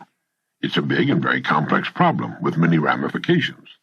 But as Herbert Otto points out, it's clear that persons who live close to their capacity, who continue to activate their potential, have a pronounced sense of well-being and considerable energy. They see themselves as leading purposeful and creative lives. The way most people use their minds can be compared to the time back in the early 19th century when just the eastern coast of the North American continent was settled, just a strip along the east coast. To the west stretched the raw, undeveloped great bulk of what was later to become the incredibly rich 90% of the economy, 90%, which resulted in the standard of living enjoyed today by Americans. If everything you have is the result of using just 5% of your mind, consider for a moment what it will mean to you and your family if you can increase this percentage. This cassette will show you how to use infinitely more of your mental powers, how to develop some of that more than 90% virgin territory. None of us, as a rule, has the slightest notion of the real capabilities of his or her mind, but believe me when I say that your mind can be compared to an undiscovered gold mine, and it makes no difference whether you're 17 or 70. Look at it this way. Your goal is in the future. Your problem is to bridge the gap which exists between where you now are and the goal you intend to reach. This is the problem to solve. Robert Seashore, then chairman of the Department of Psychology at Northwestern University, pointed out that successful people are not people without problems. They're simply people who've learned to solve their problems. And there you have it. Living successfully, getting the things we want from life, is a matter of solving the problems which stand between where we now are and the point we wish to reach. No one is without problems. They're part of living. But let me show you how much time we waste in worrying about the wrong problems. Here's a reliable estimate of the things people worry about. Things that never happen, 40%. Things over and past that can never be changed by all the worry in the world, 30%. Needless worries about our health, 12%. Petty miscellaneous worries, 10%. Real, legitimate worries, 8%. In short, 92% of the average person's worries take up valuable time, cause painful stress, even mental anguish, and are absolutely unnecessary. And of the real, legitimate worries, there are two kinds. There are the problems we can solve, and there are the problems beyond our ability to personally solve.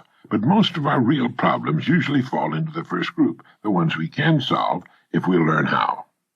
There must be millions of people today who feel they're being barred from the life they want because they look upon problems not as challenges to be met, but as wide chasms beyond their ability to bridge. A little research proves that successful people have the same kinds of problems. One of the very real benefits of working with a psychologist or psychiatrist comes from learning that there are hundreds of thousands, even millions of other people with problems identical to our own. So the whole thing boils down to a matter not of problems which are common to us all, but to our ability to solve them. Now I'm going to assume you've decided on a goal. Remember, you will become and you will achieve what you think about. That is, if you stay with it, you'll reach your goal. But how? It's right here that your mind comes into play. What is your mind, really?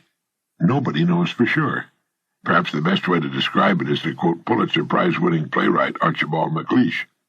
In his play, The Secret of Freedom, a character says, "The only thing about a man that is a man is his mind. Everything else you can find in a pig or a horse." That's uncomfortably true. The human mind is the one thing that separates us from the rest of the creatures on earth. Everything that means anything to us comes to us through our minds, our love of our families, our beliefs, all of our talents, knowledge, abilities. Everything is reflected through our minds. Anything that comes to us in the future will almost certainly come to us as a result of the extent to which we use our minds. And yet it's the last place on earth the average person will turn to for help. Do you know why? Do you know why people don't automatically turn their own vast mental resources on when faced with a problem? It's because they never learned to think. Now that is a fact, believe it or not. Most people never think at all during the entire course of their lives. They remember, but that's not thinking creatively or in new directions. They react to stimuli, but again, that's not thinking. Remembering to set the alarm at night and getting up when it rings in the morning does not take thought, nor does showering, shaving, getting dressed, eating breakfast, going to work. At work, we once again fall into comfortable routines. At quitting time, we go home and start repeating the process. Most people, let me say it again, do not know how to think. When they're faced with a problem, they will go to any length to avoid thinking. They will ask advice from the most illogical people, usually people who don't know any more than they do, next-door neighbors, members of their families. Very few of them have reference books. But much more important than that, only one in I don't know how many thousands will take a large notepad, write the problem at the top of the page, and then deliberately turn on his or her thinking apparatus. But some people do think. They do indeed. In order to reflect a moment on the human mind, consider what it's accomplished. As you do, realize that we are developing so rapidly that we've come further in the realm of progress in the past 50 years than in all the preceding 10,000 years of human civilization. Of all the scientists who ever lived, it's estimated that 90% of them are alive today. We've reached in the area of ideas and human advancement a plateau so high it was undreamed of by even the most optimistic forecasters as recently as 30 years ago. But every new idea triggers additional ideas, so that now we're in an era of compounding advancement on every front and in every area that stagger the imagination. The harnessing of the power of the sun in our atomic plants and ships, the speed of light computers which in minutes save months and years of calculating drudgery. Every man-made thing you see and touch spawned from the most powerful agency in the world, the human mind. Dr. Harlow Shapley of Harvard has said that we're now entering an entirely new age of man. He calls it the Psychozoic age, the age of the mind. And you, my friend, own one, free and clear. Now let's look at a few facts. The 40-hour week long standard is in imminent likelihood of being even further shortened. This means that the average working person has at his disposal an enormous amount of free time. In fact, if you will total the hours in a year and subtract the sleeping hours, if he or she sleeps 8 hours every night, you will find that this person has about 6,000 waking hours, of which less than 2,000 are spent on the job. Now, this leaves 4,000 hours a year when a person is either working or sleeping. These can be called discretionary hours with which that person can do pretty much as he or she pleases. So that you can see the amazing results in your own life, I want to recommend that you take just 1 hour a day, 5 days a week, and devote this hour to exercising your mind. You don't even have to do it on weekends. Pick 1 hour a day on which you can fairly regularly count. The best time for me is an hour before the others are up in the morning. The mind's clear, the house is quiet, and if you like, with a fresh cup of coffee, this is the time to start the mind going. And here's one good way to do it. During this hour every day, take a completely blank sheet of paper. At the top of the page, write your present primary goal, clearly, simply. Then, since our future depends upon the way in which we handle our work, write down as many ideas as you can for improving that which you now do. Try to think of 20 possible ways in which the activity that fills your day can be improved. You won't always get 20, but even one idea is good. Now remember 2 important points with regard to this. 1, this is not particularly easy. And 2, most of your ideas won't be any good. When I say it's not easy, I mean it's like starting any other habit. At first, you'll find your mind a little reluctant to be hauled up out of that old familiar bed. But as you think about your work and ways in which it might be improved, write down every idea that pops into your head, no matter how absurd it might seem. Let me tell you what'll happen. Some of your ideas will be good and worth testing. The most important thing, however, that this extra hour accomplishes is that it deeply embeds your goal into your subconscious mind, starts the whole vital machinery working the first thing every morning, and 20 ideas a day, if you can come up with that many, total 100 a week, even skipping weekends. An hour a day, 5 days a week, totals 260 hours a year and still leaves you 3,740 hours of free leisure time. Now, this means you'll be thinking about your goal and ways of improving your performance, increasing your service, 6.5 full extra working weeks a year, 6.5 40-hour weeks devoted to thinking and planning. Can you see how easy it is to rise above that so-called competition? And it'll still leave you with 7 hours a day to spend as you please. Starting each day thinking, you'll find that your mind will continue to work all day long, and you'll find that at odd moments when you least expect it, really great ideas will begin to bubble up from your subconscious. When they do, write them down as soon as you can. Just one great idea can completely revolutionize your work and, as a result, your life. If you want to develop the muscles of your body, you take daily exercise of some sort. The mind is developed in the same way, except that the returns are out of all conceivable proportion to the time and energy spent. The mind of man can lift anything. His muscles, even the best developed, are puny alongside those of some of the dumbest animals on earth. If man had depended on his muscles for survival, he probably would have disappeared, as did the dinosaurs, which were, incidentally, the most physically powerful and most successful creatures that ever lived. Let me give you just some of the results people have reported to me as a consequence of following this 1 hour a day routine. An office equipment salesman sold more of his company's product in 1 month than he had formerly sold in an entire year during the 4 years he'd been with his company. A Sunday school teacher with 5 pupils set a goal of 30 pupils. Her last letter told me she now has a class of 25. She's almost reached her goal. I've used this system for years, and it's given me some of the most gratifying and rewarding experiences of my life. And it costs only 5 hours a week. 5 hours out of 168. Is it worth it? It's like spending 5 hours a week digging in a solid vein of pure gold, because your mind is all of that and much more.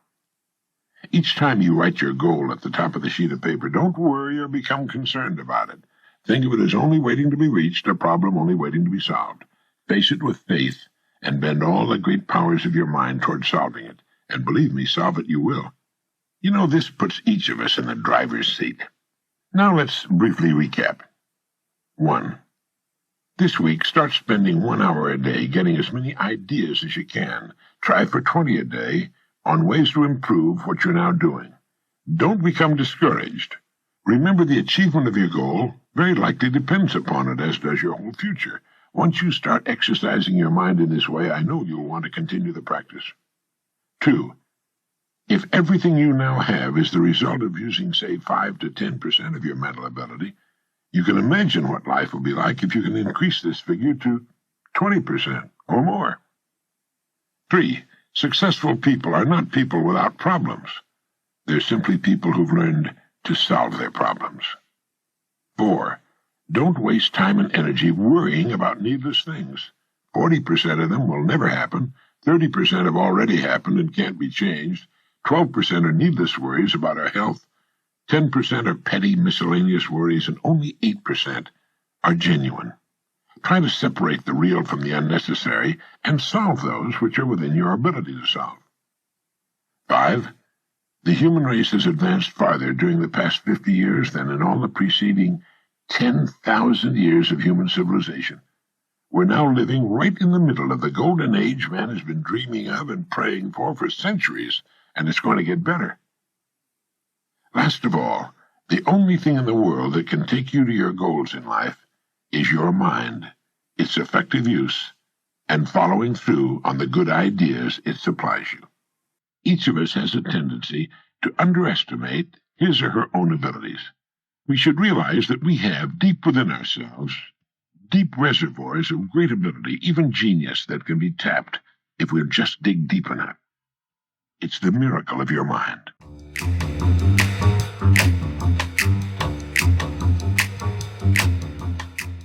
I'm sure you find it as amazing as do the rest of us that the great majority of people have to learn things the hard way.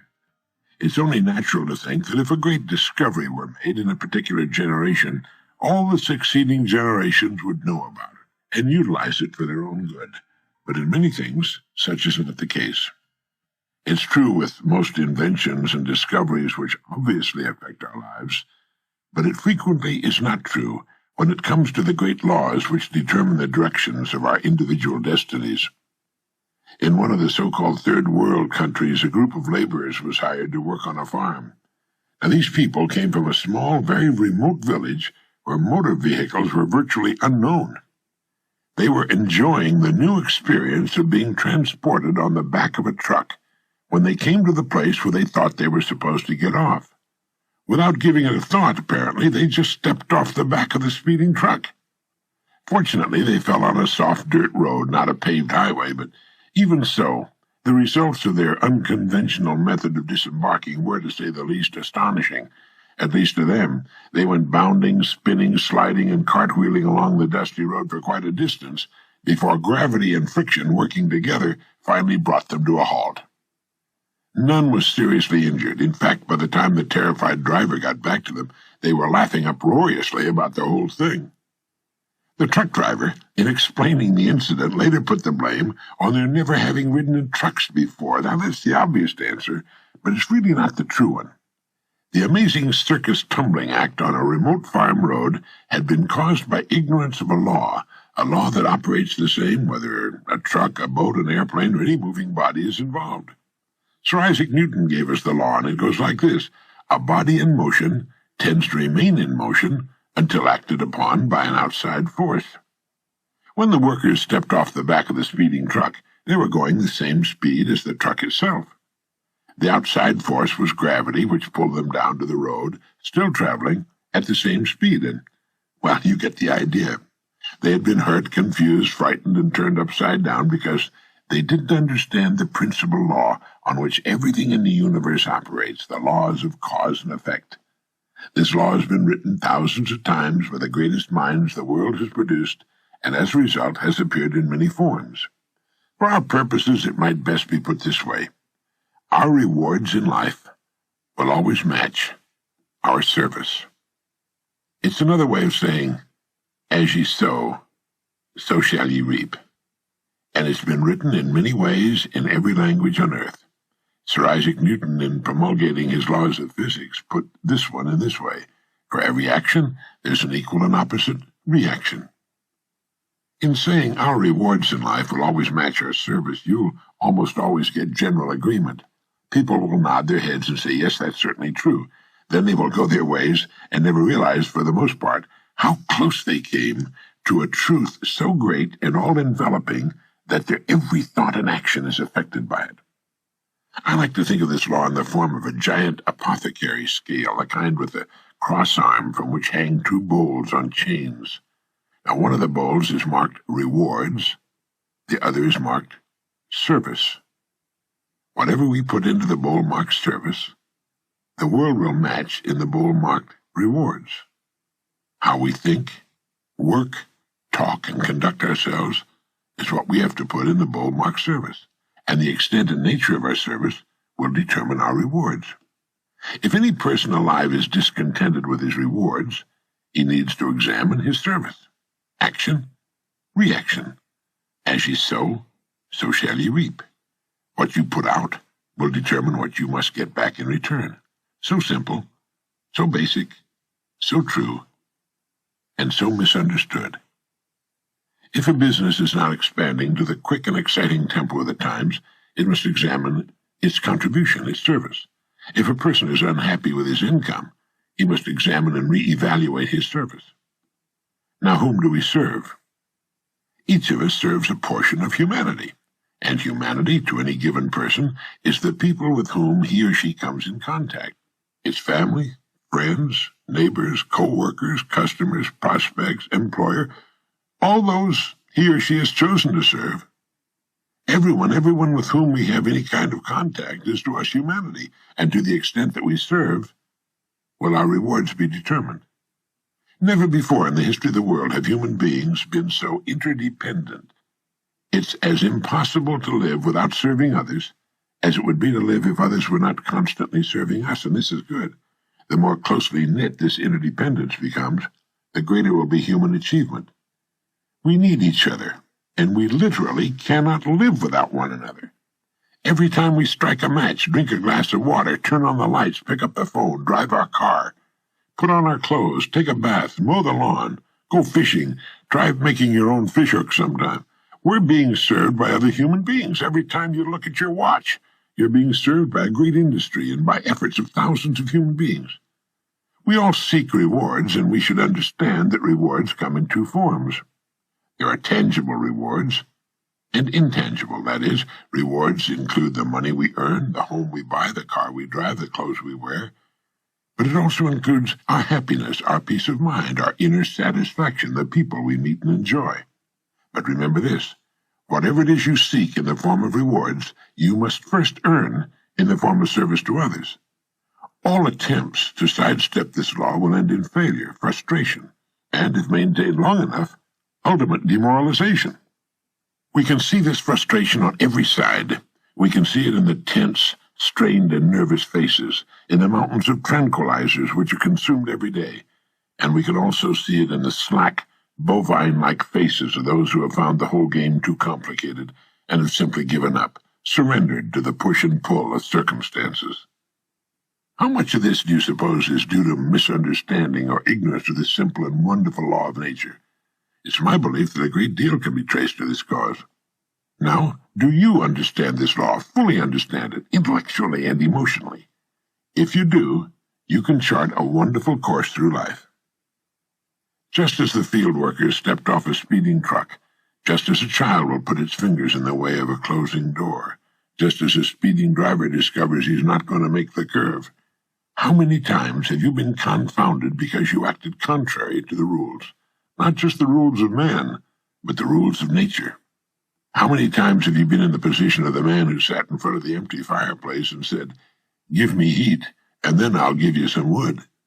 People seem to be divided into those who understand that the wood must be put in before they can expect warmth, and those who feel they should get warmth whether they do anything about it or not, or who feel they should get maximum heat from too small a supply of wood. A person's discontent can be said to be represented by the distance between what he or she has and what he or she wants. Once that which is wanted has been achieved, the odds are good that still more will be wanted, because that's the way of people, and that's good. That's a healthy sign. Constructive discontent is what gives us our continuing upward spiral of civilization. So do this, if you haven't already. Let's assume you've determined what it is you want. Look objectively at the place in which you now find yourself, consider the distance separating you from your goal, and determine ways of increasing your service so you'll build a bridge across it. This puts thinking and creative activity into living. It also assures us that our goals can be achieved by individual effort and in the shortest possible time. One morning I was having breakfast in a restaurant in Monterey, California, one of the most naturally beautiful places in the world. Suddenly I was aware of the young people sitting in the booth next to mine.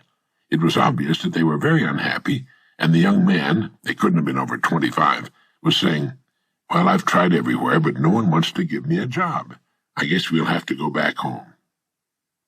It was apparent from their attitudes that they wanted to live on the Monterey Peninsula, but were about out of money and unable to find a job. But he had said, "Nobody wants to give me a job." He wanted someone to give him something, in this case a job. What might have happened if he had turned the whole idea around? What if he had said instead, "What do I know how to do that will serve some of the people of this beautiful part of the world? Or how can I or we be of value to this community? The people here will be happy to supply us with the living we need, if we can think of some way to serve them. If we can think of some way to serve them. What do they need or want that we can supply? Do they need a handyman, a first-class housekeeper, or both? Can we wash and wax cars right in their driveways, detail them so that they look like showroom display models? Let's buy a pad of paper and a ballpoint pen and start thinking of all the things we can do to earn a living here. It'll give us time to think of other ways, more profitable ways. But that wash and wax idea might grow into quite a service for the community. But let's don't stop there. Let's think of some more ways we can start right here to be of service to the people who live here." Right there in the restaurant, instead of being depressed and considering themselves failures, they could have come up with a dozen or so ways in which they could have remained on the Monterey Peninsula and built a fine business for themselves. They didn't need a job. They needed to think. but they had never thought before it was as foreign to them as speaking Urdu. There they were, two fine, bright, good-looking young people, with a world of opportunity beckoning to them, with two fine minds, and they were going to go back home. No one had ever told them about the gold mines they carried between their ears.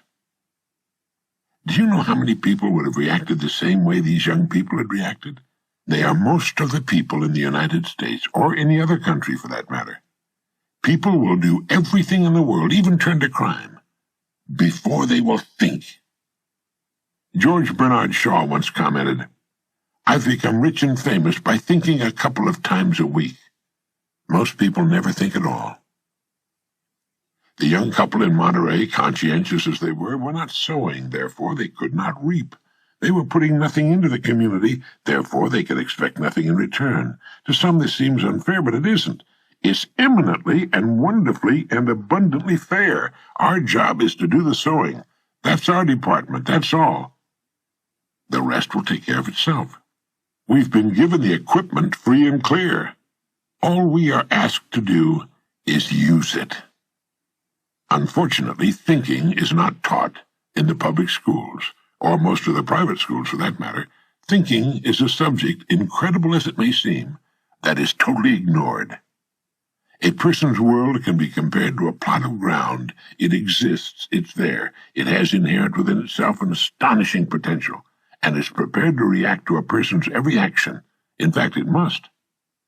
Whatever your job happens to be, think of it for a moment as this plot of ground. In the beginning, there's nothing there but earth. If a person sits and watches it, nothing will happen to it. If a few seeds are tossed on it, the rain and the soil's natural fertility will combine to reward that person with a few results for limited efforts. Action, reaction. It all depends on just what's wanted from this plot of earth. It's what is wanted that must first be decided. Let's say what's wanted is a beautiful lawn bordered by flower gardens with a big tree in the shade of which he or she can sit one day and admire the work.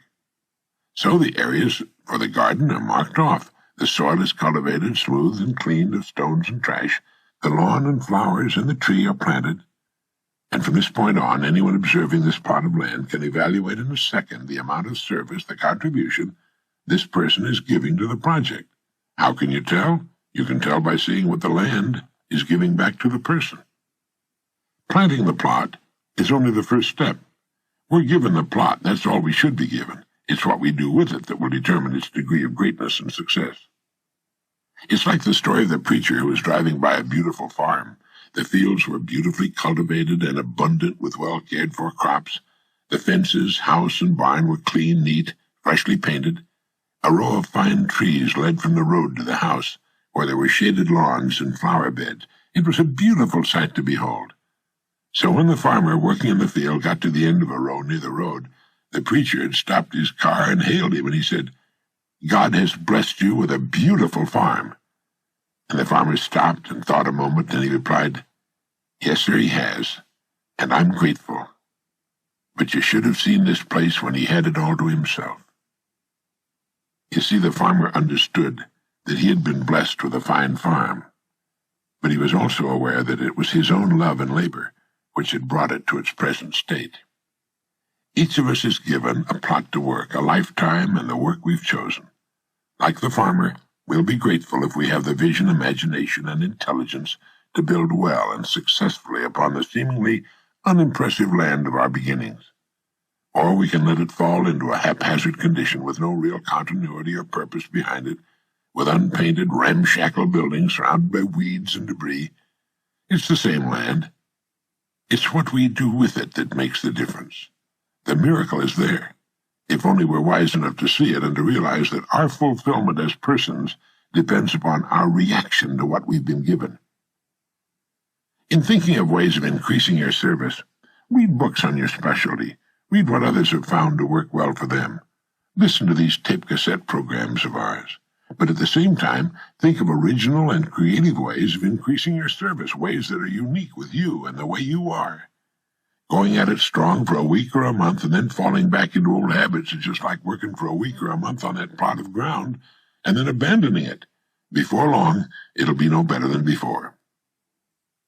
Each morning, and during the day, ask yourself this question: how can I increase my service today, knowing that my rewards in life must be in exact proportion to my service? Now do this every day, and you'll have started to form one of life's most valuable habits. Horace Mann wrote, "If any man seeks for greatness, let him forget greatness and ask for truth, and he'll find both." You see, you can cut away all the confusion and complications, nagging worries and vague, half-formed fears by returning to the great truths, the great laws, the great verities on which all success, all accomplishment, in which the whole world is built. Drive down any street in the country, any street in any neighborhood or farm community, any street at all, and you can quickly see what the people on that street are doing for the good of the community by observing what the community is doing for them. Have you ever looked at it that way? We can tell by looking at a place of business what it's doing for the community by observing what the community has done for the place of business. Is it thriving and growing, or is it just holding its own, or soon to go out of business? Whatever the situation, it's a reflection of its service, how well its service, whatever it may be, is being accepted by the people. Is it meeting their needs and wants? It's the same with families and their places of residence. That's why I said you could drive down any street. Some streets are lined with beautiful, expensive homes, while some neighborhoods are obviously suffering from poverty, ramshackle, with weeds growing in the yards, tin cans and rubble strewn everywhere, rusted cars. It's a reflection of what the people living in those homes, beautiful and expensive, or run down and filthy, are doing for them and for the community. That's it. It's always been a matter of interest to me that in neighborhoods with high unemployment, the people there don't seem to have enough time to keep their homes and yards tidy. While those working the hardest, while those doing the most, have the cleanest, most attractive homes with well-manicured lawns and flower gardens. Environment is a mirror of the people in that neighborhood. Change the people, and the environment will change accordingly. It reminds me of the old saying, "What you are, speak so loudly, I can't hear what you're saying." One day a man was watching a professional football game on television. His 5-year-old son kept bothering him, so he took a page of the Sunday paper with a full-page airline ad on it showing a picture of the world, the planet Earth as seen from space.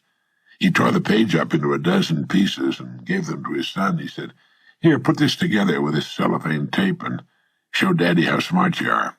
Then he went back to watching his football game. Well, in a surprisingly short time, the youngster had the picture all taped back together. It wasn't very neat, but it was a very good job indeed for one so young. "Hey, that's amazing," the father said. "How did you put that world together so quickly?" And the little boy said, "There was a picture of a man on the other side. I just put the man together, and then the world was all together." The youngster was no doubt surprised by the big warm hug he got. "That's right, son," the father said. "When the man's all together, his world is all together too." Being together is understanding how things work. Working hard won't do it. That isn't enough. We have to work intelligently. How often have we heard someone say, "My father worked hard all his life, but never had anything to show for it"? It's another way of saying, "My father, may he rest in peace, never quite figured out how things work. He worked hard all his life, but it was a job with very limited service." Or in another case, it goes like this. "My father was a very bright person, but he kept jumping from one thing to another. He was always looking for the pot of gold at the end of the rainbow, but he never stayed with one thing long enough to work it out." Succeeding takes time. It takes dedication, 100% commitment and creative thought.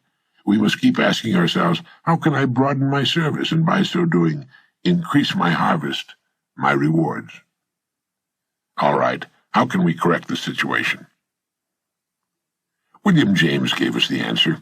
He wrote, "Either some unusual stimulus fills them with emotional excitement, or some unusual idea of necessity induces them to make an extra effort of will."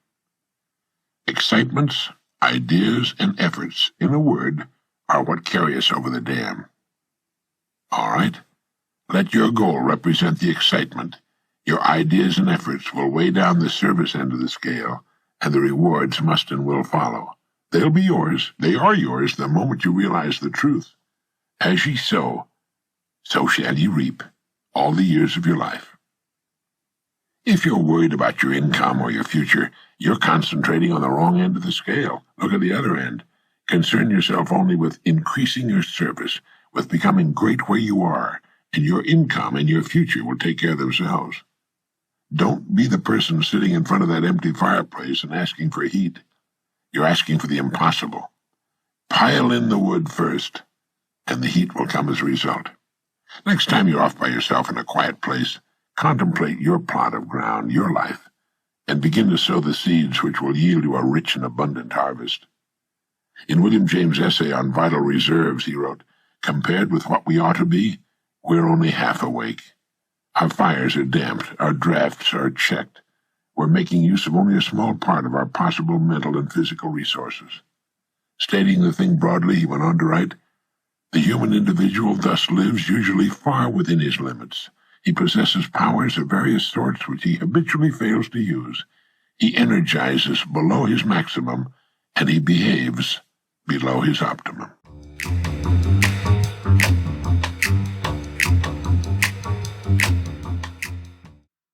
It is our intention that each of these messages be built upon a major principle, one of the great ideas which automatically produces the results we seek. In this message, let's talk about a principle that never fails. Following this particular idea gives quality and richness to life. It will also produce a peace of mind that never wavers, and the principle is integrity. Like other great ideas, it gets a lot of lip service, but it's seldom a true way of life. How people love and value a person of integrity. Integrity in everything we do, in all of our relationships with others. Integrity in what we say. Integrity in our work. But the word integrity often conjures up a person of stern and sober visage who walks the straight and narrow. That's not the kind of integrity I'm talking about. I'm talking about integrity with a sense of humor. Integrity with understanding. Integrity with kindness and gentleness, but integrity all the same. Never expediency.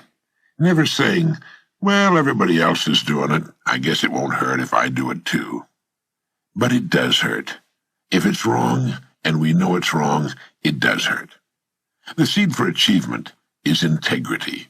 Integrity means honesty and the truth. Perhaps it was best put in the famous line by Shakespeare when in Hamlet he has Polonius say, "And this above all, to thine own self be true, and it must follow as the night the day. Thou canst not then be false to any man." If we're true to ourselves, we cannot be false to anyone else. If our word to live by is integrity, we have what we need in a pinch. Our sleep is untroubled, and we're respected wherever we go. During the Korean War, the Chinese communists overran an American position and captured an American general. He was subjected to weeks of the worst kind of treatment, brainwashing and questioning. He never gave in. Finally, he was told that unless he answered their questions, he would be executed the following morning. That night he wrote a letter to his wife, and at the end of the letter he said, "Tell Johnny the word is integrity." As it turned out, he was not executed, and he was later repatriated to American forces. But thinking he was going to die, he told his son that the word is integrity. Integrity means to try as best we can to know ourselves, to examine ourselves as Socrates advised, and make a true assessment of ourselves, an inventory of our abilities, our talents, what we want, our goals. Not long ago, I received a letter from Scott D. Palmer, in which he said, "I came across some advice about happiness from my mentor, Dr. Brand Blanchard, that I published in my newsletter some time back. Blanchard is one of the greatest men of our century, even though few people have ever heard of him. He celebrated his 93rd birthday last year with the publication of his latest book, For Reasonable Men, a biographical book on Marcus Aurelius, Ernest Renan, John Stuart Mill, and Henry Sidgwick. Appropriate for Blanchard, the key virtue that leads to all the others is reasonableness. Brand Blanchard is Sterling Professor Emeritus of Philosophy at Yale University, and on the subject of happiness he wrote, 1. It is important to happiness not to think too much about it.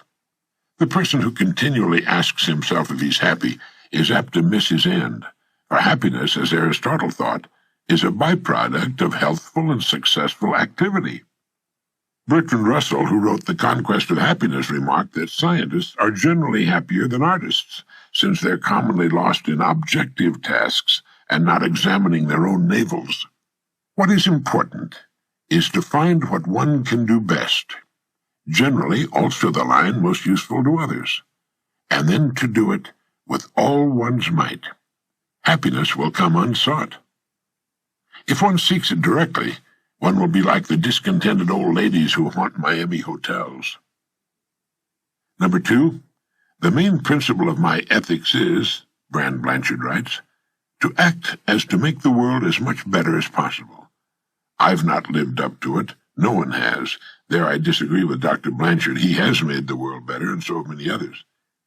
But trying to live up to it, he writes, involves constantly looking forward to the consequences of one's actions, choosing those that are likely to be fruitful, and inhibiting action from impulse.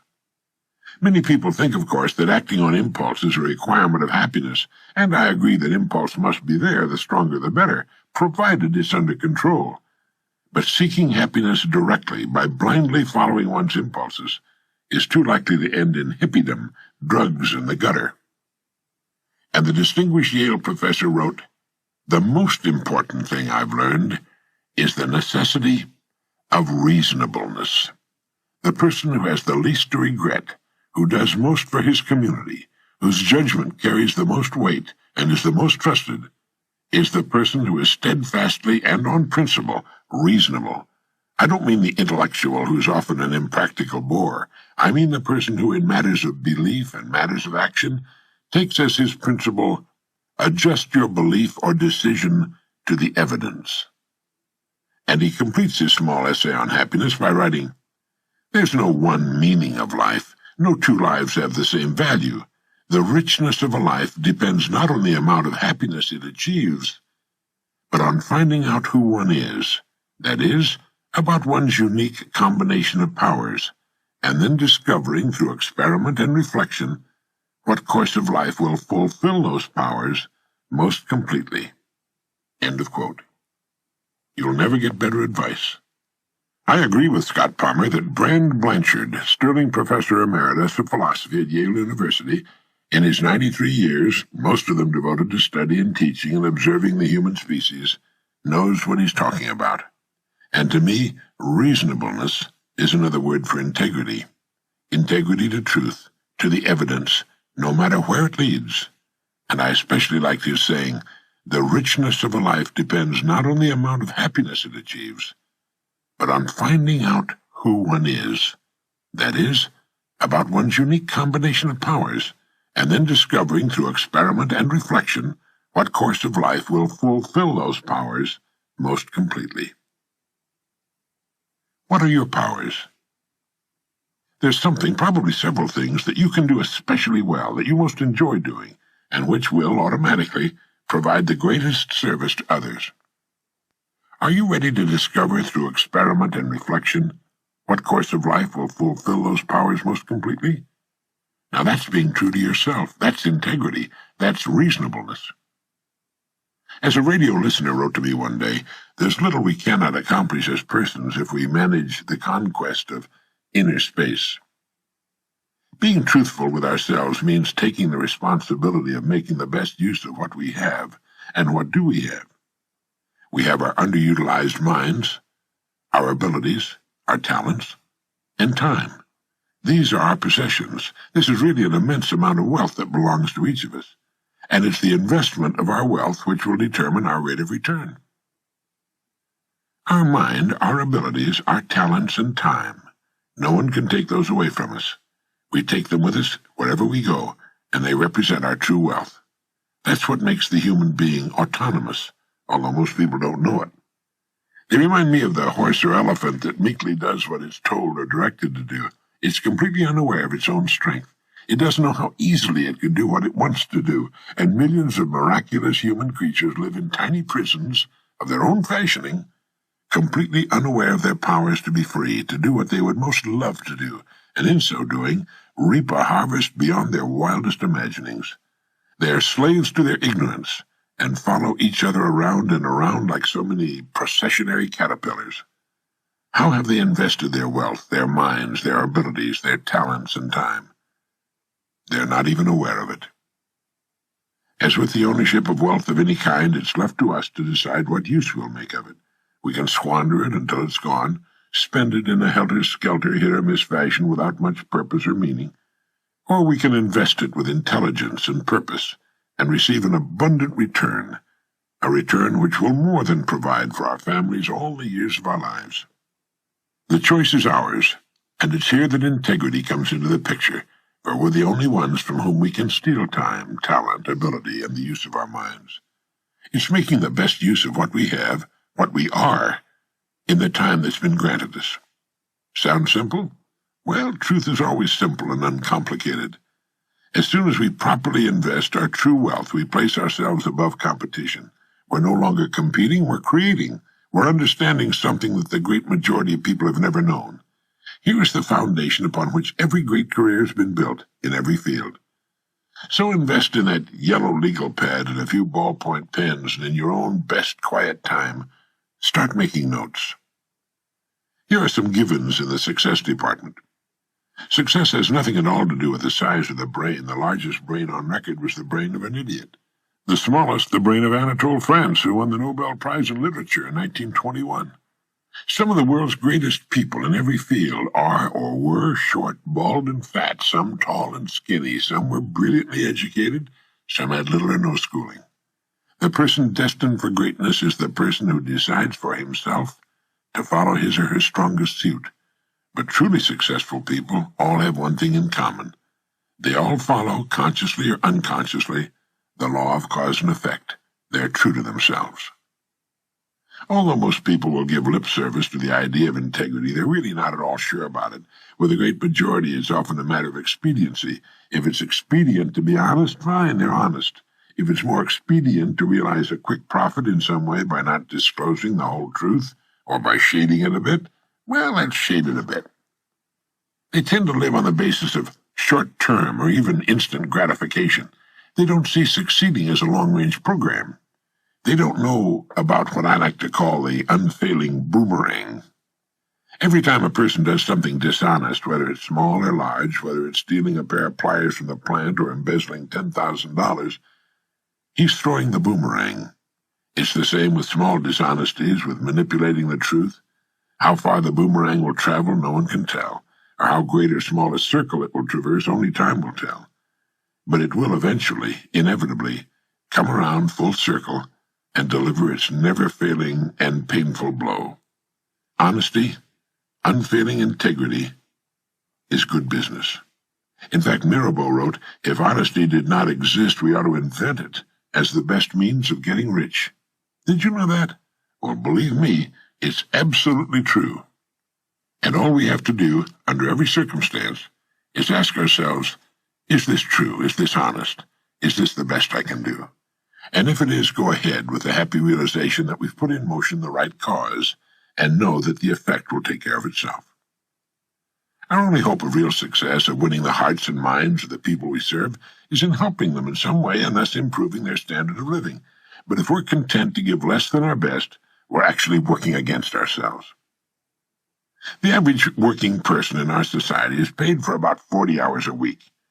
This leaves 120 hours a week to do as we please. Never before in the history of humankind have we had so much free time. That's 120 hours a week if we sleep 8 hours every night, 3 times as much time as we spend on the job. How much is all that time worth? We want our leisure time, of course, time to relax, take it easy, recharge our batteries. But do we need 120 hours for that? Our greatest enemy has never changed, and his name is ignorance. And the greatest ignorance of all is the mistaken belief that we can ever receive more than we truly earn. Sooner or later, there will be an accounting. Every day, for good or bad, we're throwing the boomerang, and just as the punishment always seems to be greater than the offense, the rewards are also out of all proportion to our honest efforts. So let's summarize. What do we mean by integrity? It means giving everything we do our very best. It means being true to ourselves and to every other person with whom we come in contact. This gives meaning and comfort to our leisure time. Our rest has been earned. We know we'll move ahead toward our goals simply because we've become remarkable people. We cannot go unnoticed. The person of integrity is always needed in every undertaking. It means the willingness to keep an open mind, to look for truth wherever it leads all the years of our lives, to check things out for ourselves, to weigh what others tell us and make our own judgments. It's knowing that there's always a better way to do everything, and then a better way still to do that. It's looking for that better way in everything we do. It's realizing that the person who does not read is no better off than the person who cannot read, and that a person who does not continue to learn and grow as a person is no better off than one who cannot. It means that we must walk with integrity every day of our lives if we're to truly reap the abundant harvest all the years of our lives. It's realizing that the greatest joy a human being can experience is the joy of accomplishment. Remember to think of your life as that plot of rich soil waiting to be seeded. It can only return to you that which you sow. And what do you have to sow? You have great wealth. You have a mind. You can think. You have many abilities. You have talents that you still may not have explored. And you have time. Time which cannot be saved, stopped, nor held back for a second. Make full use of these riches. It's never too late. Use truth as your guide, integrity as your banner, and your plot of ground will return to you and yours in abundance that will amaze and delight you. And if days come in which you find yourself depressed or confused, remember this comment by Dean Briggs. He wrote, "Do your work, not just your work and no more, but a little more for the lavishing's sake, that little more which is worth all the rest. And if you suffer as you must, and if you doubt as you must, do your work. Put your heart into it, and the sky will clear. And then out of your very doubt and suffering will be born the supreme joy of life."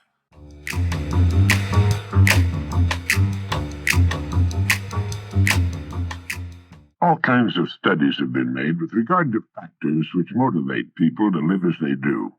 We've already covered enough ground in this program to establish the fact that people are responsible for their personal lives, barring some act of God or government, catastrophe or war that might intervene to change things, permanently or temporarily. For example, a lot of my friends, many of them very good friends of mine, were killed during World War II when they were in their 20s and 30s. The lives of others have been unalterably modified by injury or serious illness. But for most of us, we have our health, which is the natural inclination of all nature, and we have our lives to live. Sometimes, believe it or not, that's a personal handicap. It often takes the physically handicapped to demonstrate for us the unlimited possibilities that exist as an option for those willing to set goals and stay with them until they're achieved, while the healthy among us often take the path of least resistance. I think it was Bill Veeck, when he had the Chicago White Sox, who said, "I don't want the natural athlete. I want a guy who'll go after the hard ones." It's the people in this world willing to go after the hard ones who achieve greatness. They're motivated. There's that word again. They're motivated to give the last ounce of themselves in the achievement of their goals. Now let's look at some facts of life. Only about 5% of the people achieve unusual success during their lives. These are the people who earn larger incomes, live in better neighborhoods, in better, larger homes, have better education, more of the good things of life, and make a correspondingly larger contribution to their communities. They tend to speak better English and send their kids to better schools. There are always exceptions to any rule, and there are many exceptions to this 5% group. I know a man who's head of one of the largest, best-known companies in the United States who can hardly put 10 words together in their proper order. If murdering the English language were a misdemeanor, he'd be on death row. Yet he has mansions, yachts, private jets, the works. Why, with no more than perhaps a 6th-grade education and the apparent determination to assiduously avoid any improvement to it, has this man and his family enjoyed such spectacular financial success? Answer: he knows how to serve the people. His organization serves millions of people every day of the week. He's worked hard all of his life to build the great organization he heads, and he's done a fine job of it. So he can buy $3 million yachts and pay cash for them. And when he wants to go someplace in a hurry, there's his Gulfstream 3 warmed up and ready for him when his chauffeur takes him to the airport. But most people in that top 5% fit the earlier description. Many of them are not rich by the standards of our mega millionaire friend, but they're in the top 5% of American incomes. They're set for life, and they, as a group, tend to enjoy themselves very much. They play a better game of golf or tennis than most of the country's hackers, and they love their lifestyles. Now, a child is born in the United States. The odds, because of the statistics we've been talking about, are 95 to 5 that he will not be born into this top 5%. Like most children, he'll soon take his environment for granted. Let's assume he's a boy, although it works the same way for a girl. It will save my having to say he or she all the way through this interesting example. He grows up accepting his environment, his world, and his world is his environment as it is. Without giving it a single thought, his environment becomes a natural part of him. Everything about his environment is a conditioning factor. The speech of his parents and relatives and neighbors becomes his speech. What he learns in school will have very little effect on it. That's why you hear grown-up men and women who've gone through the American school system saying such things as ain't and where's it at. They didn't learn those locutions in school. They were the habitual pattern of speech they heard in their environment. I know an attorney who still says, where's it at? Anyone's speech habits are an immediate tip-off as to his upbringing. The only reason mine tend to be rather good is because from the time I was a small child I wanted to be a writer, and words were of great interest to me. Words are the tools of a writer's trade, and a good writer will have a decent inventory of them and tend to keep them well-oiled and shining. I was the only person in our family so affected. The rest had other interests, education not being one of them. If the statistics were reversed, it would be wonderful.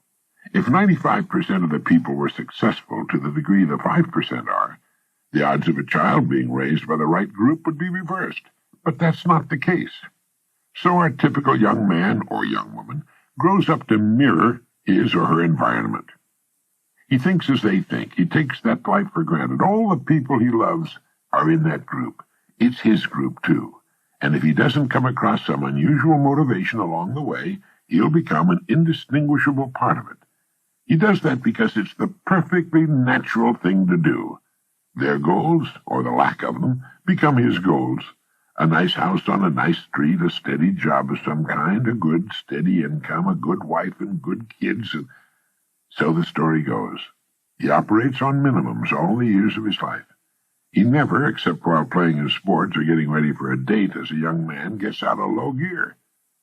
It isn't necessary in the United States. This country is so affluent, so vital, and so perennially booming that people don't have to shift into second or third gear in order to meet average requirements. And neither do most of the people throughout the world, nor should they have to if they don't want to. His wife, while their children are small, is the hardest working human being in our society. She has no 8-hour day or 5-day-a-week system. She works 16 hours a day, 7 days a week, and according to a recent survey, if she had to do it all over again, she'd think twice about it. More than 50% of her number also hold down a regular paying job. She didn't know about the 5% either. No one ever said to this young man or this young woman, "Now look here, there are two very distinct groups of people in our society. They're in different layers of this socio-economic pyramid." And here the parent or teacher would have sketched a pyramid.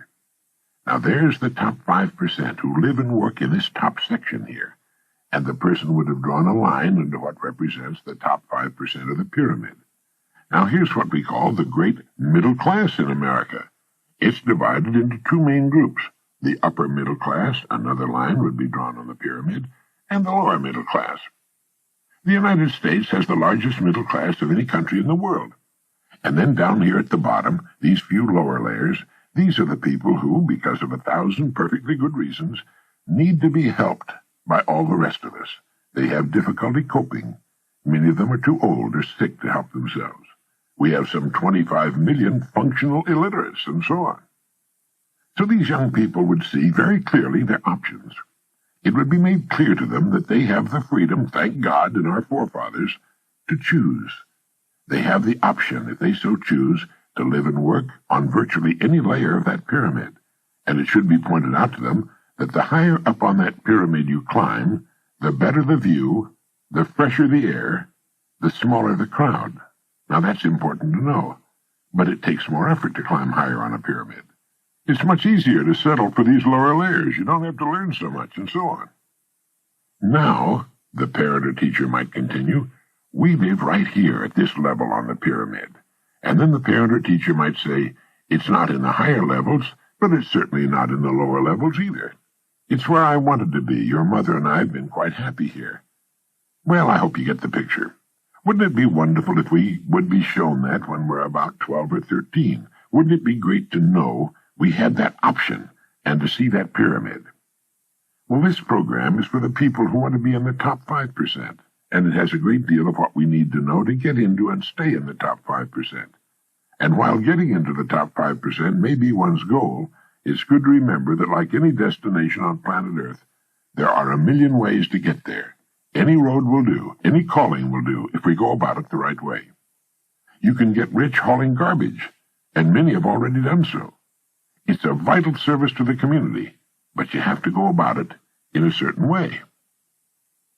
This young man, and now that we've brought his wife into the picture, this fine young woman, because of their past environment, their conditioning, come under the statistics of average Americans, because they live their lives in an average way. But of course they're not really average people. With the right motivation, they could become very uncommon people and do very uncommon things. They could render much greater service to their community and reap a much more abundant harvest as a result, if they knew what we're talking about in this program. Now, what are the odds that they will ever come across Dr. Brand Blanchard's advice about happiness? Do they know what happiness is and where it comes from? Has either of them ever truly explored his and her potential strong point? What is it that your original genetic pattern makes you especially qualified to do, young man and young woman? What do you most want to do? What brings you the greatest joy? Do you know your rewards all the years of your life will be determined by the extent of your contribution, your service to others? Do you know why some people are paid $20,000 a week, while others are paid the minimum wage? Bill Cosby earned $12 million in 1986. Do you know why? It's because of the people he serves. There's an investment banker in Los Angeles who earns about $40 million a year. Do you know that as far as is known, there's no limit on earnings? What would you like to earn? How about $1,000 a week? That's $52,000 a year, or twice that. That's not all there is to living by any means, far from it, but it does pay the bills, and if you earn an income in the upper 5% of the population, there you are, in that top 5% of the pyramid that the sun hits first as the earth does its daily rollover act, and the sun is still shining on it later in the day when the rest of the plain is dark. It's nice up there. And shooting for it will bring out the best that's in you. You'll do more for others. You'll make a greater contribution. You'll give more to charities. You'll help more people. So how about it? There's a talk I'd like to give to young people. Some would say I'd stir discontent among them, but I would reply that discontent is the greatest motivator of them all, and is responsible for every great boon to humankind, from running water in the inside toilet to the supermarket. A little discontent is a good thing, especially when it's discontent with ourselves. The effect of environment is an incalculably powerful force. The deepest craving of young people is to be liked by their fellow students. Acceptance and esteem in the eyes of their contemporaries is their deepest craving. So they begin to do what the other kids are doing, and the other kids begin doing what they're doing, and everyone acts just like everyone else. They dress alike, they talk alike, they laugh at the same things, even when it isn't funny. It's at this critical age that they begin to play, not follow the leader. That'd be all right. The game they play is called follow the follower. Day after day, week after week, month after month, year after year, these young, wonderful, impressionable people conform to one another. They never ask, are the people to whom I'm conforming qualified to lead me? It's belonging that's important, belonging to the group. And that's the subtle trap that gets practically everybody. If we don't break out of that trap sooner or later, we'll end in it. Millions, no billions do. It's astonishing how many adults never break out. We see them in their 50s and 60s, still playing to the wrong crowd, still trying to be one of the boys. Do you remember what Willie Loman said in Arthur Miller's great play, Death of a Salesman? He said, "The important thing is to be liked." Willie Loman never grew up. He never knew who he was. His story is a modern tragedy. It's always been a tragedy. It's the story of the mob. That's why so many young, healthy women are smoking today. It's their way of going counter to what they know is the intelligent thing to do. It's their small and very pitiful rebellion. When a person has no identity of his or her own, that person will seek to find that identity in a larger group. That's why joining groups of various kinds is so popular. In that way, we get a badge, a label that tells us what we are.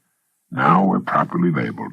This is not to say that successful men and women do not belong to organizations. They certainly do, and they make major contributions to their organizations. But they don't need the organization for identity. They're quite aware of who and what they are. And if their organizations did not exist, they would be successful, independent performers in society. They would never feel lost. Successful people follow independent paths. This is the important point to remember. At some point in their lives, they break away from the crowd and start on a path of their own. That's the adult, the intelligent thing for a human creature to do. In striking off on an independent path, they're not necessarily alone. It's just that they join a much smaller group of like-minded people. They can't take the whole crowd into that top 5%. The ancient Romans had their circus. Modern Americans have their television. It's far superior to the old Roman circus, and they don't even have to leave the comfort of their living rooms. It's true that there are many wonderful things on television, and an eclectic approach, that is, selecting those programs in which you're really interested, makes sense. But millions of families have the television sets on all day. They're mesmerized by it, and when one thinks of what they could be doing with some of that time, it makes one realize that it's much easier to win. One of the best things about getting in that top 5% is that as we get older, life need not become less interesting for us or more laborious. We become more productive as we approach our 60s and 70s and often many years beyond. And it's nice to grow older with all the goodies of life. It's more comfortable. One can spend one's winters in Florida or somewhere south of the equator and one's summers in the cooler, healthier climates. And one can enjoy all the benefits of the good life.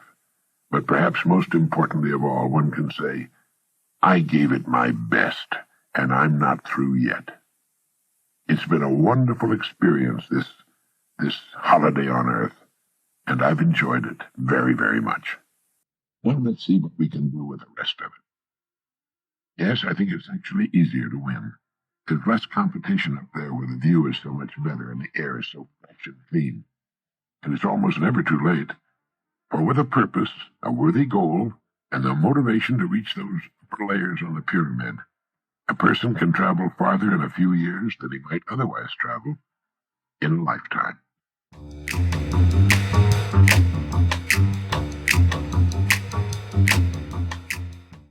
Like most writers, when I see something I wrote 10 years ago, I invariably see ways it could have been improved. I didn't see those possibilities 10 years ago, but it's easier to see them today.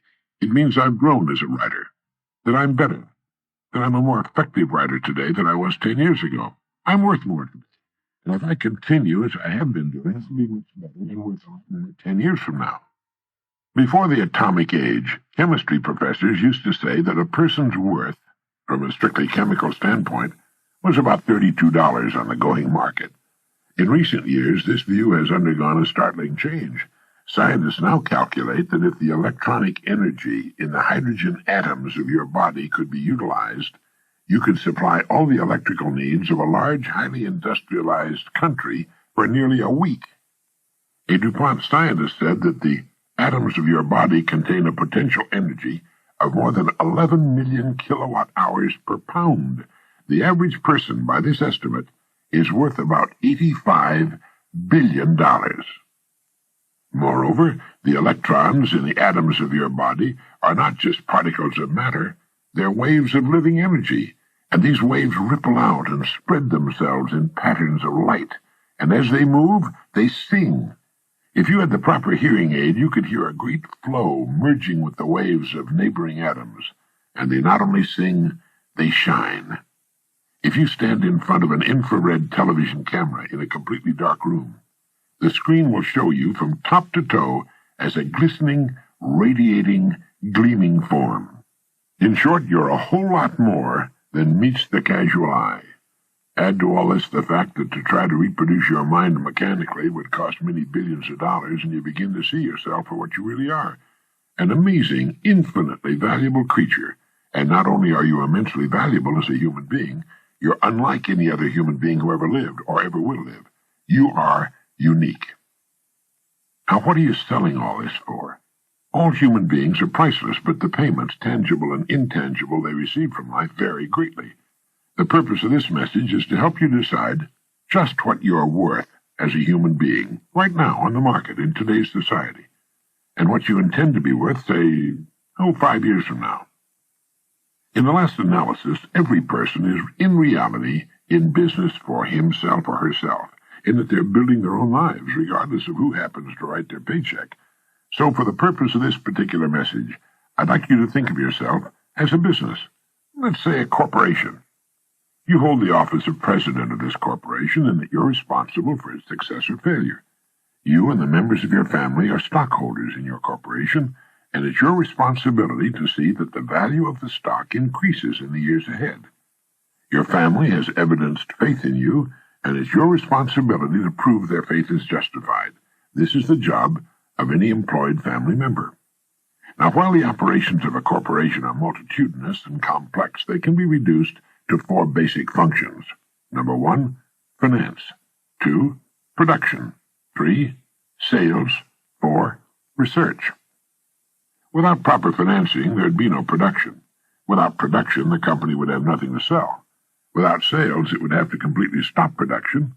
Without research, it could not hope to keep abreast or ahead of our rapidly changing times. Now, slight any one of these 4 vital functions, and you have a deformed, a crippled company, and if you slight it long enough, you'll commit corporate suicide, unless you want to cop out for that average business. We discussed finance, the money part of the whole thing, on another cassette. For now, let's concentrate on research, production, and sales. They are the head, hands, and legs of a company. We could say that the head handles research, the hands take care of production, and the legs handle sales. Cut off any one of these parts and you're left with a shocked, staggering organization. How many once large companies and trade names can you think of which became giants and then disappeared entirely from the economic scene? Names which once were world leaders in their fields and are now only memories. They failed to keep in balance these 4 crucial functions. What about research for your personal corporation? Research can be said to exist in 2 areas, present and future. That is, the research of a company should be devoted to ways and means of improving its present products or services, present production, and present sales. Future research is concerned with ways and means of developing new products and services, new methods of production, and new methods of marketing. But while this research is going on, present production must continue at as high a level as sales warrant. In short, your corporation has 2 factors to consider, the present and the future. How successful we are in meeting these challenges will determine our present profits and our future growth. Now, why are all companies concerned with growth, even when they seem to be doing well today? It's because of a law which operates with companies just as it does with human beings. Nothing in the world stands still. Nothing in the entire universe stands still. A law of physics goes, a body in motion tends to remain in motion until acted upon by an outside force. A company which is growing has a tendency to continue to grow. In other words, it's doing things right. Conversely, a company which is going backwards or shrinking has a tendency to continue to go backwards or shrink until acted upon by an outside force. All responsible company officers know that unless a company is growing, it's developing the first signs of death. Well, you're the head of your personal corporation, And you should realize that this same law applies to you as well. Now, just for a minute, let's take a look at the next 10 years. Before we do, keep this in mind. If anyone had predicted just 10 years ago that we would be living in the kind of world we have today, he would have been ridiculed. Now, this includes everything from our basic industrial technology to the luxuries and new products we take for granted, along with our present average income. We're reaching a point in the expansion of human knowledge where our advance is more than dynamic, it's explosive. Any prediction for the next 10 years is very likely to be far on the ultra-conservative side, but let's take a look at what the experts have to say. According to many recent research studies, the next 10 years are going to offer business and the individual unlimited rewards.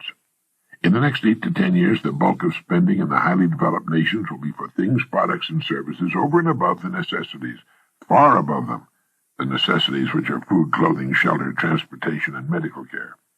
Imagine most of the spending will be for things above and beyond the necessities. This will be the first time this has happened in the entire history of the human race. It's estimated the consumer market will expand 50% and more in the next generation or so, an astonishing increase, soaring into the hundreds of billions of dollars. In the next 30 years, alongside every building now in existence, a new building must be built. And what about research and development, which is the future of our economy? Today, more money is being spent on R&D in a single year than was spent during the past 150 years. Think a moment. What does all this mean to you and your own individual company, the one of which you're the president? It means your future's unlimited, if you'll see yourself in relation to the present and the future. Never before, throughout all the centuries of man, has a person faced as bright a future as yours. Our population, too, is getting a lot smarter. Educational advances during the past 30 years have been remarkable. During the next 30, they'll probably be amazing. The customer is getting smarter every day. And if we're going to continue to meet his or her demands and sell him or her our products, we better get smarter every day, too. The market of the next 10 years will be characterized by diversity, not uniformity. It will also be dominated by taste, not necessity. There will be a great increase in the quality as well as the quantity of consumer choices. There are many signs of the rising urge for the better things in life. Many millions of adults are currently interested in after-hour study programs, and this number is growing by millions each year. Well, that's just a glance at a few of the things going on around us and what life will be like in 8 to 10 years. Now, each of us, as president and unquestioned manager of his own corporation, can decide what to do about it. We can either grow with it or go backward. We cannot stand still, even if we'd like to. This gives us an opportunity to stand back and look at ourselves and our futures objectively, as an intelligent stranger might. Ask yourself, how much am I worth right now, today, as a corporation? What's my value today to myself, my family, my company? If I were an outside investor, a stranger, would I invest in this corporation? A company growing at the rate of 10% a year will double in size in about 8 years. What attention are you giving to the production of your personal corporation?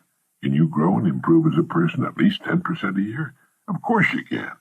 In fact, if we go along with the experts' estimates, a person can increase his effectiveness anywhere from 50 to 100% and more within 30 days.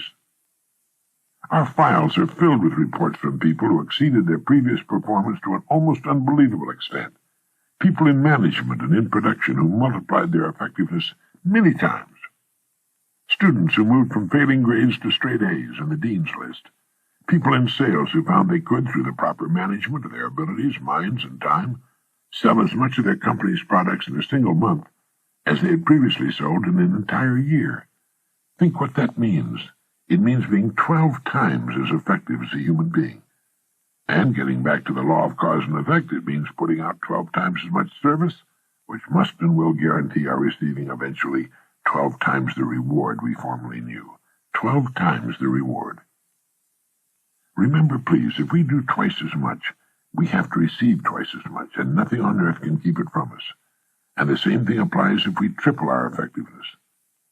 You and I know this, everyone should know it, but remember that fully 95% of the people do not know this. Think of the advantage this gives us. It isn't that we want to take advantage of anyone, and we're not, but it dramatically demonstrates the truth of the saying, knowledge is power. You'd be amazed by the great numbers of people who stop learning when school is over. Aside from company manuals and such internal literature, they read very little of anything of real value.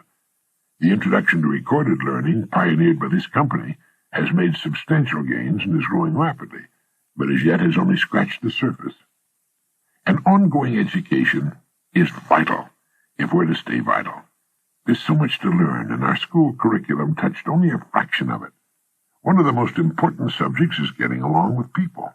We can only do things, we can only win through people, and that subject isn't taught at all in school. The great ideas we're talking about in this program are seldom taught in the home and almost never in school. Go through our catalog of programs carefully, and one by one you can maintain an effective ongoing education program for many years to come. It's true, knowledge is power. What's more, knowledge shows on our faces, and it's apparent in our speech. It helps us raise our children, get along better with our neighbors and fellow workers. Above all, perhaps, it's the greatest motivator in the world. As we learn, our horizons recede. We realize there's more to do and more time in which to do it. Old myths about getting out of action at age 65 disappear, and we realize that as long as we're learning and teaching and growing, it need never stop, and we become more effective with the passage of time. Tomorrow is a brand new day, the great equalizer, no more nor less than anyone else on earth can have. Right now, begin to think of ways in which you can begin to increase your effectiveness, raise your production, knowing that by so doing you're automatically presetting your rewards. Each day that comes to you, beginning with tomorrow, offers you a clean, brand new page on which to write the story of your life. Forget the past. It's gone. Don't concern yourself with the opportunities you may have missed in the past. This is true of everyone. But reach out and take each new day as it comes, and ask yourself, how can I best use this day? You know we're going to run out of them eventually. If we waste an hour of productive time every day, it adds up to about 250 hours a year that our corporation, our plant is shut down. We can earn nothing with the doors closed. What is your time worth an hour? Multiply this by 250 and you can see what you're throwing away. Now, whether your employer pays for this wasted hour or not is unimportant. Life will not pay for it. Learn to enjoy every minute of your life. Be happy now. Don't wait for something outside of yourself to make you happy in the future. As my good friend Wally Amos of Famous Amos Chocolate Cookies says, happiness is an inside job. Think how really precious is the time you have to spend, whether it's at work or with your family. Every minute should be enjoyed, savored. A human life is really nothing more than a collection of minutes, hours, and days. These are the building materials, and it's left strictly up to us to determine the kind and size structure we build. You see, a person has a tremendous advantage over even the largest corporation. Think of any large multinational corporation. Can it double its production in a single day? Of course not. Can it double its sales in a single day? Of course not. It would like to, but its growth must be a gradual, steady thing because of the interconnecting complexities of operating so large an organization. Yet a person can double, triple, quadruple his effectiveness in a month or less. It's like comparing the movement of a single scout to the movement of a great army. How have you been handling the 4 vital functions of your business? Finance, production, sales, research. How much time and effort are you giving to finance, to research, to the study of your work, your career? Can this be improved? What about production? Is there a way in which you can vastly improve the way in which you conduct your work? And sales, how can that be improved? Sales is more than selling a product or service. It's the way in which we sell ourselves to everyone with whom we come in contact. It's the way we get along with our associates, our spouses, our kids, our neighbors. And if our business happens to be selling, how can we see more people every day or improve the effectiveness of every part of our contact? 1 extra call a day comes to 250 calls a year. How many additional sales could we make with 250 additional contacts? In 5 years, that comes to 1,250 calls we would not otherwise have made. It's the difference between being average or above average. It's the difference between good and great. Taking this new active approach to life brings peace to our minds, absolute security to our future, great new stature as human beings. In this way we can work toward reaching full maturity. With this attitude toward life, we need never for a moment concern ourselves with its outcome. It will begin to become successful tomorrow, and it will pour abundance upon us in the rest of our years.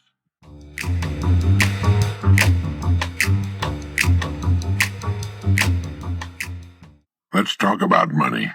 Men and women have been concerned about money since the first coin was fashioned in Asia Minor about 700 BC.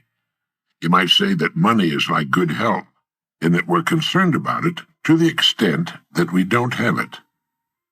The purpose of this message is to get down to the basics, to clear the air surrounding the entire subject of money.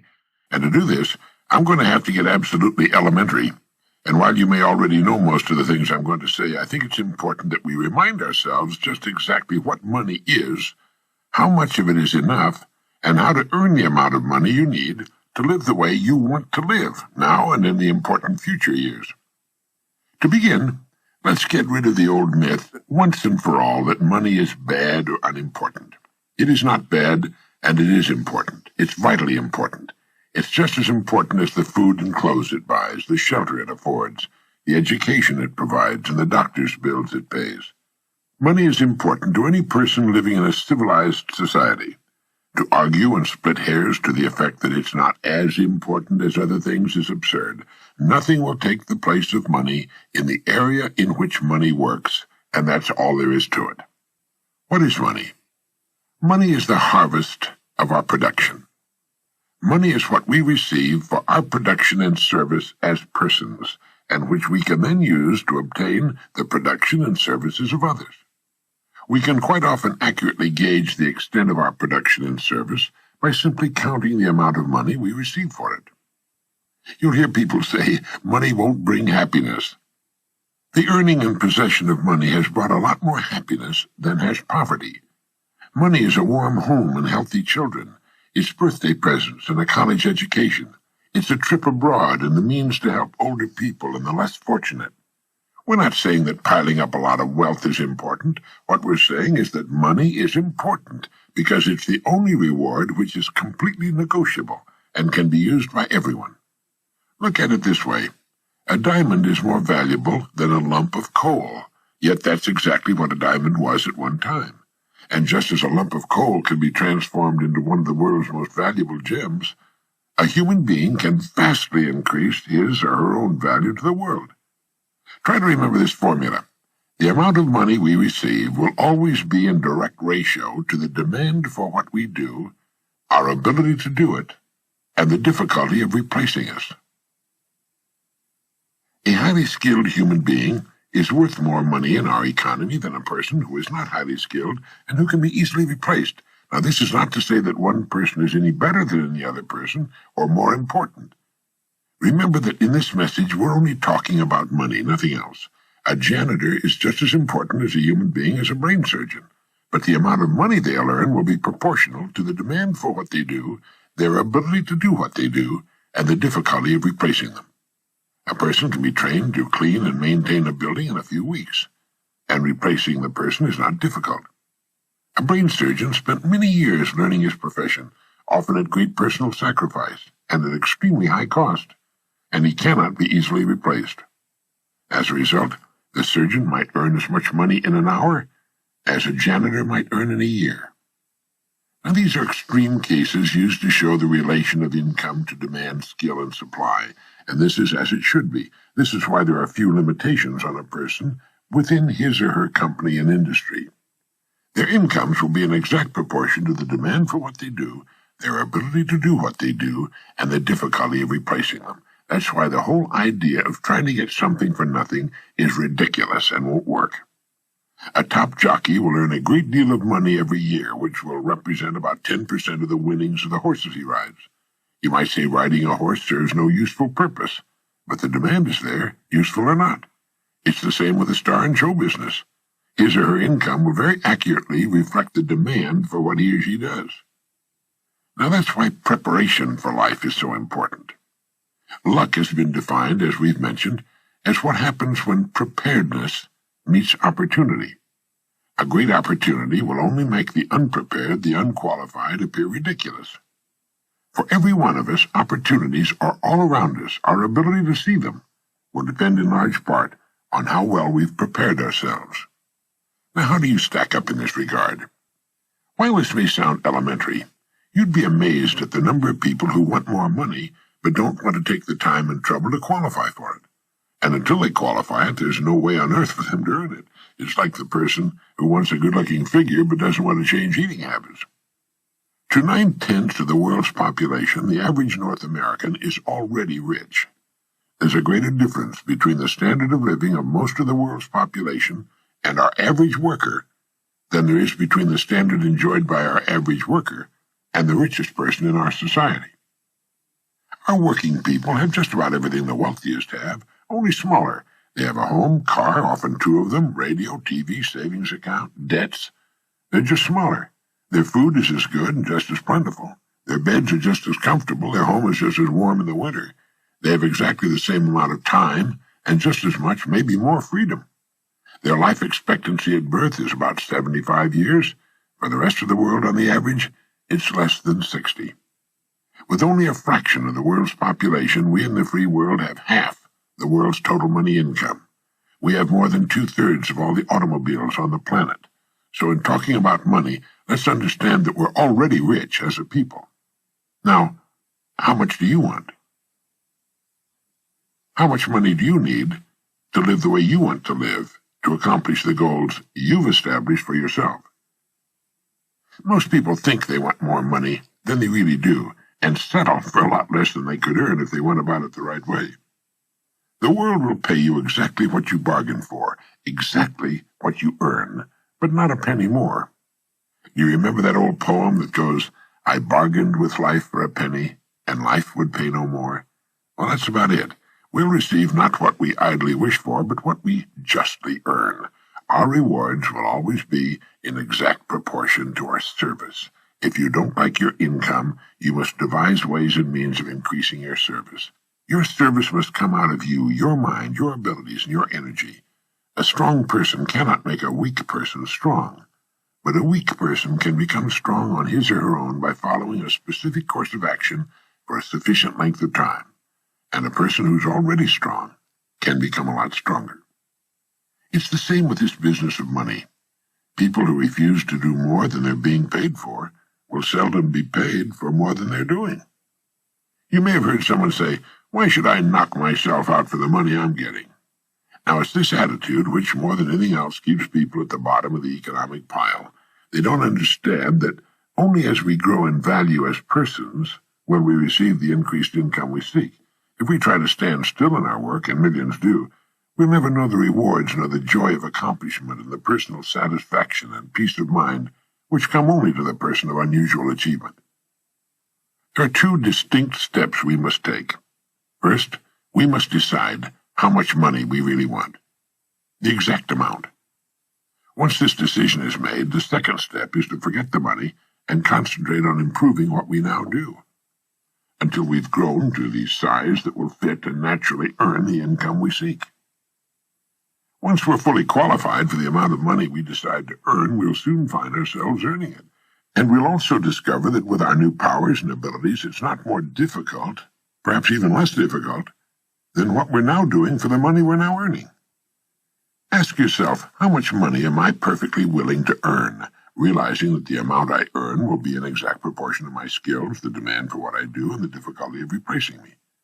There are really three amounts of money people should decide upon. One, the yearly income we want to earn now or in the near future, the amount of money we want to have in a savings and or investment account, and the amount of money we want as a retirement income, whether we ever retire from active work or not. Now, it's here that most people make a very serious mistake. They never decide on any of these three amounts of money. If you will decide on these three amounts, and if you'll write them on a card to carry with you or put somewhere where you can review it from time to time, you'll automatically have placed yourself in that top 5% we were talking about. You'll have a plan for your future, a blueprint for future financial accomplishment. You'll know where you're going, And if you're serious about it, you'll most certainly get there. You see, the trouble with people is not in achieving their goals. They can do that all right. It's in not setting goals that people get in trouble. They leave it to chance and find out sooner or later, and to their sorrow, that chance doesn't work, that they've missed the boat. It's estimated that only 5% decide on the money they'll earn and then grow as persons into the size of the incomes they seek. They thus take their lives, their fortunes, and their futures into their own hands, as they should, and accomplish their goals right on schedule all the years of their lives. You can do the same thing, and you can do it starting right now. There are two kinds of people where money's concerned. There's the majority, who cut back on their wants to fit their incomes, and there are those free spirits in the minority who make their incomes fit their wants. Now, which is best for you? You've got to decide that. Ben Franklin gave us the secret to wealth. He said, the road to wealth lies in augmenting our means or diminishing our wants. Either will do, but the quickest way to wealth is to do both at the same time. When you write down the yearly income you mean to earn, you no doubt know whether or not it's average for the work you're in, or above average. The chances are good that the figure you will decide upon will be above average, perhaps quite a bit above average. That's good. Now ask yourself, who in my line of work is now earning that kind of money? If you know, you'll have a good idea of what you have to do in order to earn it. This is exactly how men and women move from the ranks into positions of top authority with corresponding incomes. Now, I have no way of knowing your line of business, but regardless of the business you're in, it needs new leaders, men and women, to come up in the years ahead. Everything is expanding, getting larger, and with the increase in size and scope, the most desperate need is for the dedicated, able person who can learn to lead the field, and to lead others as well. Some of the top executives in the nation today were once accountants, shipping clerks, struggling lawyers, service station attendants, salespeople in the field, sales clerks, mailroom clerks, stenographers, mechanics. You can't think of a position from which people have not climbed to the top. Now understand what I'm going to say, and it'll bring you and yours everything you want. It's not the job, it's the person. It's not your present circumstances which count, but the circumstances you make up your mind to achieve that are important. The only limit on your income is you. And the income you decide upon can be achieved within the framework of your present work, industry, or profession, where you already have a start and a place. If not there, it can be found somewhere else. All you need is the plan, the roadmap, and the courage to press on to your destination, knowing in advance that there will be problems and setbacks, but knowing also that nothing on earth can stand in the way of a plan backed by persistence and determination. With the income written down that you intend to earn, spend a part of each day thinking of ways in which you can increase your service, knowing that you have only to manage this, and the income will take care of itself. Since the money you want to earn is more than you're now receiving, your part of the bargain is to find ways of increasing your service until the gap has been bridged, and more than bridged. Look at your card with the 3 amounts written on it. By setting a financial goal, you're demonstrating faith. You'll find that you'll begin to become what others call lucky. You'll begin to get good hunches and ideas. You'll take far more interest in everything about your work and your company.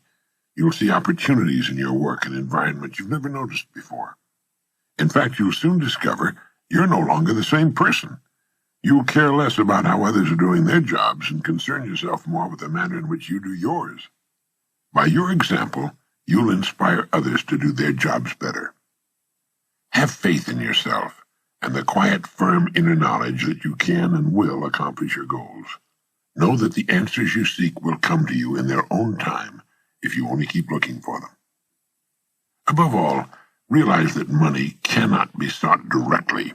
Money, like happiness, is an effect. It's the result of a cause, and the cause is valuable service. Keep money in its proper place. It's a servant, nothing more. It's a tool with which we can live better, see more of the world, and give our youngsters the education they need and a good start in life. It's the means to a happy, carefree retirement in later years.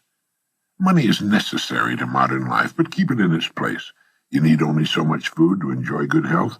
You really need only so much money to live comfortably, securely, and well. Too much emphasis on money reverses the whole picture.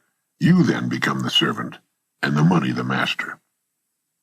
As someone once put it, it's good to have money and the things money can buy, but it's good, too, to check up once in a while and make sure that you haven't lost the things that money can't buy. Every person should know happiness in his or her work and home, and prosperity. These things can and should be yours. Play this message as often as you can during the next week. Fix your plans firmly in your mind and relax. Keep cool and calm. Be as serene as you possibly can be. You have nothing to worry about. Right now, you may have no idea at all how the additional income you seek is going to come to you, nor how you're going to save the amount you want in a savings account, or how you can possibly arrange for the retirement income you've decided upon. That isn't important. Remember that the only really important thing is that you know what you want. If you do, you will become, you must become, what you think about. Be realistic about your financial goals, or as you reach them, you can then set higher goals. Trying to jump too far too soon can often result in confusion, tension, worry. Take your growth in sensible, logical steps, remembering that the big thing is that you know what you want, and that you realize your rewards will match your service. That is, that you must devise ways and means of actually becoming the person who is worth the amount of money you've established for yourself. Now, a person may be worth more than he or she is getting for a while, but the two will match up. They have to. In fact, unless a person is worth more than he or she is receiving, well, they can't move ahead. They're receiving all they're worth. And it all gets back to the great law that controls everything in the universe, cause and effect. The cause must precede the effect, or the effect cannot occur.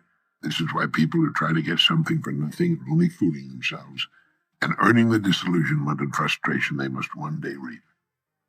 You can have what you want. You need only make up your mind.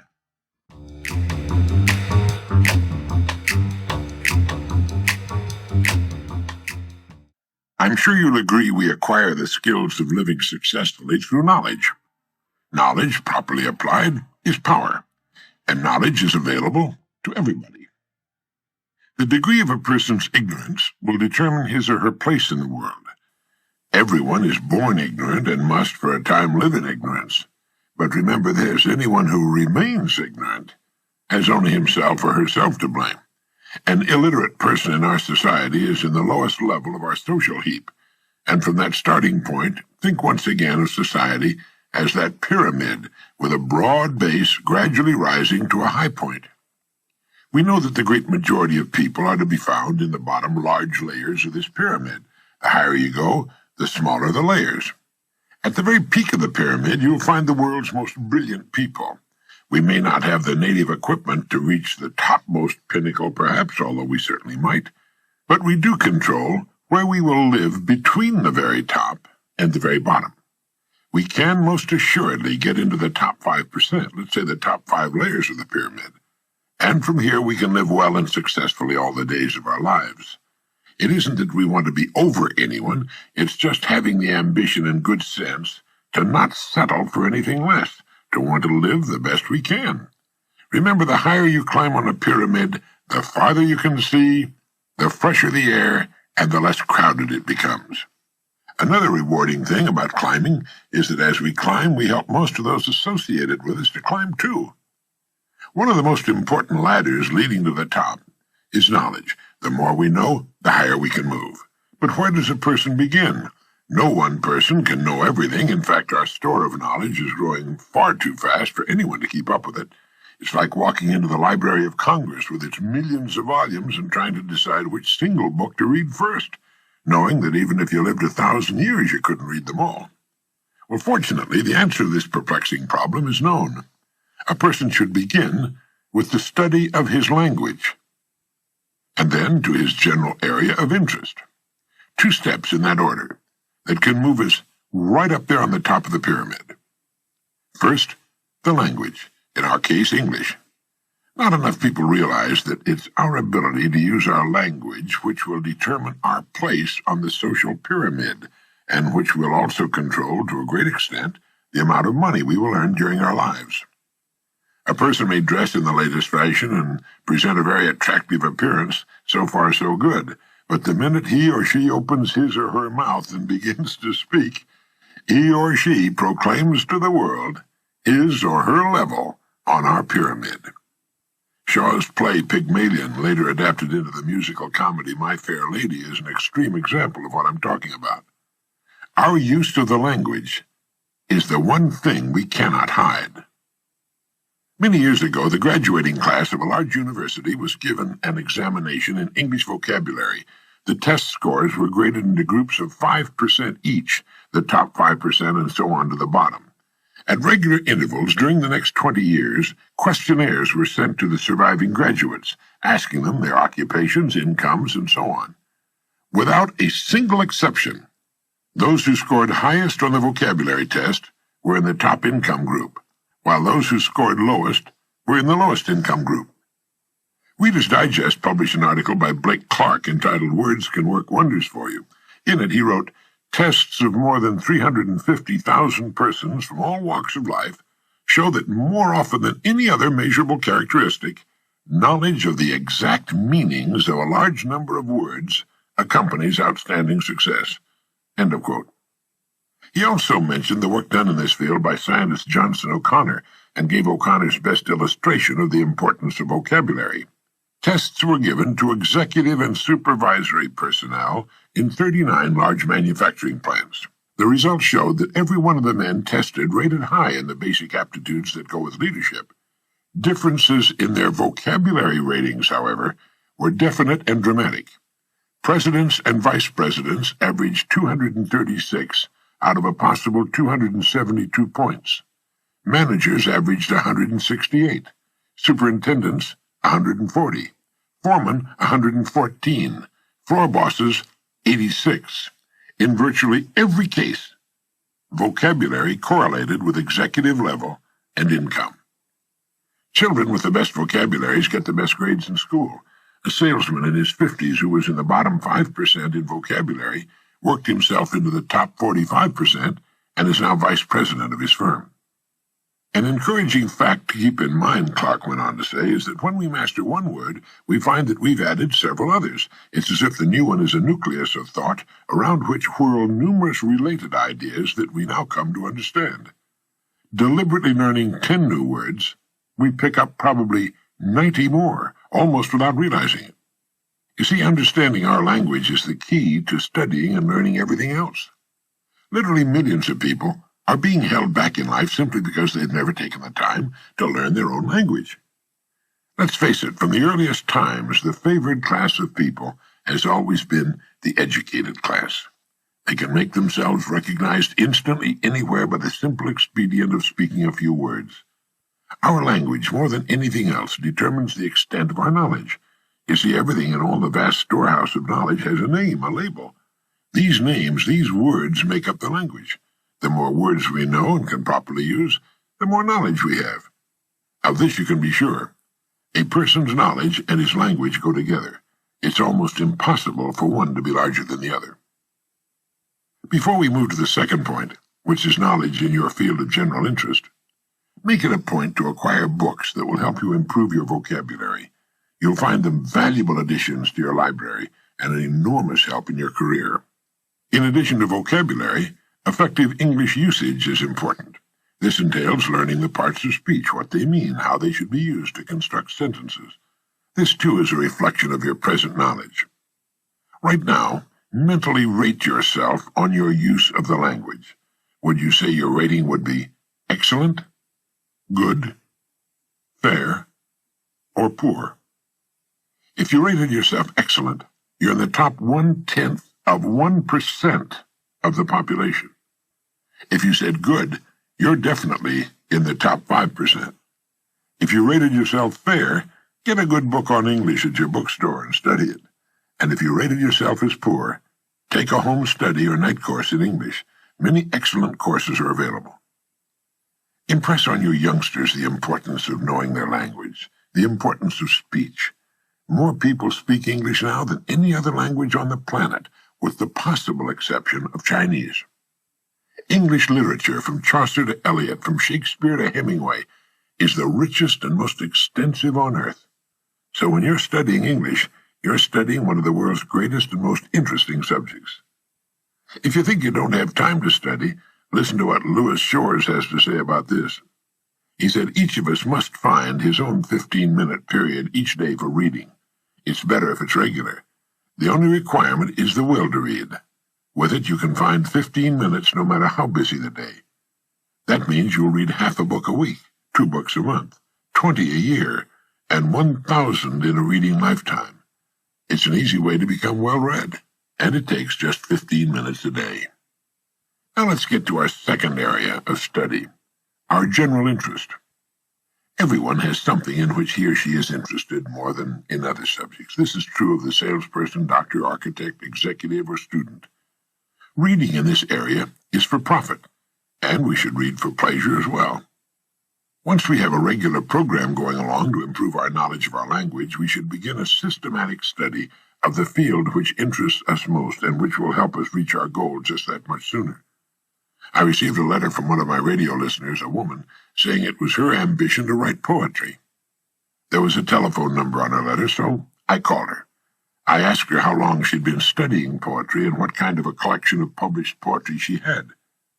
She told me she didn't have a single book on poetry and had never read it as a study. I mention this because it's so often the case. People will say they want to do a particular thing, but a bit of questioning quickly reveals that it's a whim, not a real and important goal. If we're interested in boating, we subscribe to boating magazines and usually have a collection of books on boating, stories of the sea, a collection of the works of Conrad, and we usually know, down to the bilge pumps and mooring lines, exactly the kind of boat we want. I know because I have such a collection. I also have a wonderful collection of books on English, including poetry, great fiction, the great books, several excellent dictionaries, and a number of books on writing and style and mistakes to avoid. Our company has published on tape cassette one of the finest programs on vocabulary building ever put together, and you can listen to it and repeat the words as you drive your car. Other motorists might think you're a bit batty, but you'll be learning in the best way possible by listening and repeating a fine vocabulary of the English language. Most languages can number their words under 200,000. The English language has more than 600,000 and is still growing every day. None of us can learn them all, although professors of English come very close. Incidentally, the number 2 person in the country in the use of his language is the corporation president, and that's no accident. Our ability to translate our thoughts and ideas into words in a powerful and effective way is inextricably linked to our growth in the world of business or any other organization. In addition to English, each of us should have a good working knowledge of world history, and especially the history of our own country and the history of the idea of human freedom. Millions of Americans don't know how truly fortunate they are to be able to openly criticize their government and its leaders, to be able to bring suit against public officials, to call an attorney of their choice in case of arrest and be judged by a jury of their peers. Did you know that as far as is known, there has never been a sentence of innocent in a Soviet court? If you go to trial in Russia, believe me, you're guilty, and you're going to prison or a work camp. In hundreds of countries, you could be subjected to torture without recourse. My wife and I were talking to a couple in South Africa some years ago, a white couple, and they said to us with feeling, "My God, when the plane lands in the United States, you can smell the freedom." Most Americans, believe it or not, don't know anything about the idea of personal liberty, nor how difficult it was to come by, nor how precious it is, nor do they have the foggiest notion of their true options and opportunities. I think a good personal library is essential. It should contain good books and a dozen or so excellent tape cassette programs. The tape cassette is the greatest idea for learning since the invention of the printing press. It's effortless, yet so effective. When you listen to the human voice, you're learning the way you learned most of what you know. It's the most natural way to learn. And while a book is often read only once, tape cassettes can be listened to over and over again, months and years later. And perhaps most importantly, they can be listened to while doing other things, while dressing in the morning, while driving the car, while having a snack or at the dinner table, so that the entire family can soak up some information. Those without a good library, and they don't even build bookshelves in American homes anymore, unless they're specified by an architect, they're seriously handicapped. They miss so much of the fun, the joy of learning the things we want to learn. Books and cassettes are not an expense item. They're an investment, and as far as we know, the best investment on earth. They pay us dividends out of all proportion to their small cost, and not just in pleasure and knowledge, but in cash, in income. As someone has written, books extend our narrow present back into the limitless past. They show us the mistakes of the men and women before us, and share with us recipes for human success. There's nothing to be done which books, and let me add tape cassettes, will not help us do much better. To try to live without constantly expanding our knowledge is to close our eyes not just to the whole purpose of life, but to the facts of life as well. Never before has the world moved so rapidly as it's moving today. We must make up our minds to move with it, to stay up with it, to grow and prosper with it, or just fall by the wayside. Not just because it's the best way to our goals, but because it's the way to really enjoy living, as the skillful sailor enjoys the sea. So often a person will live in the shallows from force of habit, or because those around him are wasting their time without realizing that only a thin screen of reeds separates him from the fine, deep ocean beyond. He or she can sail to any chosen port if the time has been taken and the effort expended to build a good boat. Now let me make an important point. The person who knows where he or she is going and who's made up his or her mind to get there is going to make the grade regardless of education. If an education is necessary to the accomplishment of the goal, well, he or she will get it. Nothing in the world can take the place of persistence and determination. I think it's important to succeed in every department of our lives, and becoming well-educated is one of the most vital. What good is a large material success if a person has remained too ignorant to enjoy it or to administer it? Now let's recap. Knowledge is power. The more our knowledge, the more power we can exercise over our lives and our futures. Think of human society as a pyramid composed of layers beginning with the broad base and narrowing to a pinnacle at the top. Pick the place on the pyramid you're going to shoot for and start climbing. Since there's far too much knowledge for any one person to assimilate, where can we start? First, with our language, and next, with our general area of interest, two subjects which can keep us growing and interested for the rest of our lives. Remember that our language is the one thing we cannot hide except by silence. Let's bring it up to the point where it can do the job for us we want it to do. To a surprising extent, our ability to use our language and the extent of our vocabulary will determine our income and our future. Use our excellent cassette programs in vocabulary building, and spend at least 15 minutes every day reading something, not only interesting, but calculated to stretch your mind a little more.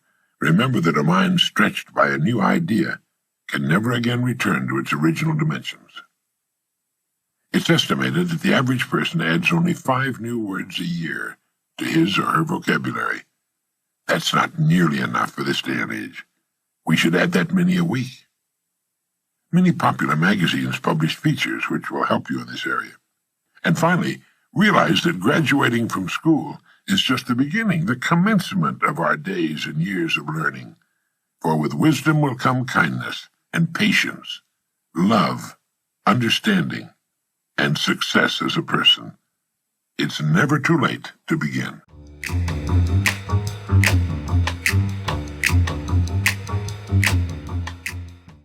We've talked about the definition of success as the progressive realization of a worthy goal. The purpose of this message is to tell you of a wonderful way to keep realizing, to keep achieving your goals, one after another, in the years ahead. A goal sometimes seems so far off, and our progress often appears to be so painfully slow, that we have a tendency to lose heart.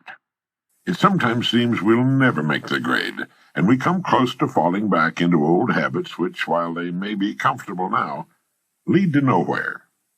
Well, there's a way to beat this. It's been used successfully by many of the world's most successful people, and it's been advocated by many of the greatest thinkers. It's to live successfully, one day at a time.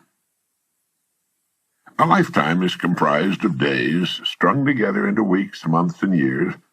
Let's reduce it to the lowest common denominator, a single day, and then still further to each task of that day. A successful life is nothing more than a lot of successful days put together. It's going to take so many days to reach your goal. If this goal is to be reached in a minimum of time, every day must count. Now think of a single day as a building block with which you're building the tower of your life. Just as a stonemason can put only one stone in place at a time, you can live only one day at a time. And it's the way in which these stones are placed which will determine the beauty, the strength of your tower. If each stone is successfully placed, the tower will be a success. If, on the other hand, they're put down in a hit-or-miss fashion, the whole tower is in danger. Now, this may seem to be a rather elementary way of looking at it, but I want to make it clear, and it's a good and logical way of looking at a human life. All right, then, let's take it one day at a time. From the time we wake up in the morning till we drop off to sleep that night, keeping our goal in mind as often as possible. Now, each day consists of a series of tasks of all kinds, and the success of a day depends upon the successful completion of most of these tasks. Now, if everything we do during the day is a success, that is, done in the best fashion of which we're capable, we can fall asleep that night in the comfortable knowledge that we've done our very best, that our day has been a success, that one more stone has been successfully put into place. Now, this is the way to really live. Do each day all that can be done that day. You don't need to overwork or to rush blindly into your work, trying to do the greatest possible number of things in the shortest possible time. Don't try to do tomorrow's or next week's work today. It's not so much the number of things you do, but the quality, the efficiency of each separate action that counts. The quality of what you do. Gradually, you'll find yourself increasing the number of tasks and performing them all much more efficiently. To get the habit of success, and that's why successful people go from one success to another, because it's a habit with them. To get the habit of success, you need only to succeed in the small tasks of each day. This makes a successful day. Enough of these, and you have a successful week, month, year, and lifetime. This is why I say success is not a matter of luck. Far from it. It can be predicted and guaranteed, and anyone can achieve it by following this plan. Almost before you realize it, you'll have achieved your goal. In looking back, you'll realize that your success was not attributable to any one day, week, or month, but rather it was the consistent, unrelenting, successful succession of single days that turned the trick. This is the way a skyscraper, a home, or a human life is successfully built. One successful day at a time, and each day comprising a collection of successful tasks, one successful task at a time. In order to advance to the place you've chosen, two things are necessary. One, that you keep your eye on your goal, and two, that you continue to grow from the standpoint of competence and effectiveness. Don't get impatient. Don't let the hundreds of little distractions which each day try to get you off course bother you. Pay no attention to them. Shake them off and stay steadily on the track. Concentrate on each task of the day from morning to night, and do each as successfully as you can. Know full well that if each of your tasks is performed successfully, or at least the greater majority of them, your life has to be successful. There's no other answer. There's no way to avoid it. The men and women who are certain to advance are the ones who become too big for their jobs and who have a clear concept of what they want to be, who know what they can become, what they want to become, and who are determined to be what they want to be. Remind yourself at this time that people become exactly what they make up their minds to become. Are you too big for your present job? If it's obvious to you that you are, it's obvious to others. You know, people are not given promotions as a rule. They promote themselves by becoming too big for their jobs, and by making up their minds exactly what bigger and better job or income they're shooting for. And this is done by taking one day at a time, one task at a time during each day. But how do we separate the important tasks from the unimportant? Did you ever hear of the single idea for which a man was paid $25,000, and it was worth every penny of it? The story goes that the president of a big steel company had granted an interview to an efficiency expert named Ivy Lee. Lee was telling his prospective client how he could help him do a better job of managing the company when the president broke in to say something to the effect that he wasn't at present managing as well as he knew how. He went on to tell Ivy Lee that what was needed wasn't more knowing, but a lot more doing, He said, "We know what we should be doing. Now, if you can show us a better way of getting it done, I'll listen to you and pay you anything within reason you ask." Well, Lee then said that he could give him something in 20 minutes that would increase his efficiency by at least 50%. He then handed the executive a blank sheet of paper and said, "Write down on this paper the 6 most important things you have to do tomorrow." Well, the executive thought about it and did as requested. It took him about 3 or 4 minutes. Then Lee said, "Now number those items in the order of their importance to you and to the company." Well, that took another 3 or 4 or 5 minutes, and then Lee said, "Now put the paper in your pocket, and the first thing tomorrow morning, take it out and look at item number 1. Don't look at the others, just number 1, and start working on it. And if you can, stay with it until it's completed. Then take item number 2 the same way, then number 3, and so on till you have to quit for the day. Don't worry if you've only finished 1 or 2, the others can wait. If you can't finish them all by this method, you could not have finished them with any other method. And without some system, you'd probably take 10 times as long to finish them, and might not even have them in the order of their importance. Do this every working day," Lee went on. "After you've convinced yourself of the value of this system, have your men try it. Try it as long as you like, and then send me your check for whatever you think the idea is worth." The entire interview hadn't taken more than a half hour. In a few weeks, the story has it that the company president sent Ivy Lee a check for $25,000, with a letter saying the lesson was the most profitable, from a money standpoint, he'd ever learned in his life. And it was later said that in 5 years this was the plan that was largely responsible for turning what was then a little-known steel company into one of the biggest independent steel producers in the world. One idea, the idea of taking things one at a time in their proper order, of staying with one task until it's successfully completed before going on to the next, of living one day at a time. For the next 7 days, try the $25,000 idea in your life. Tonight, write on a slip of paper the 6 most important things you have to do. Then number them in the order of their importance. And tomorrow morning, go to work on number 1. Stay with it till it's successfully completed, then move on to number 2, and so on. When you've finished with all 6, get another piece of paper and repeat the process. You'll be astonished and delighted at the order it brings into your life, and at the rate of speed with which you'll be able to accomplish the things that need doing in the order of their importance. Now, this simple but tremendously effective method will take all the confusion out of your life. You'll never find yourself running around in circles, wondering what to do next. Remember, as you do, to live the best you can, one day at a time. You need not worry about tomorrow or the next day or what's going to happen at the end of the month. One day at a time, handled successfully, will carry you over every hurdle. It'll solve every problem. You can relax in the happy knowledge that successful tasks make successful days, which in turn build a successful life. This is the kind of unassailable logic no one can argue with. It will work every time, for every person. The reason for writing down what you consider only the most important things to do is obvious.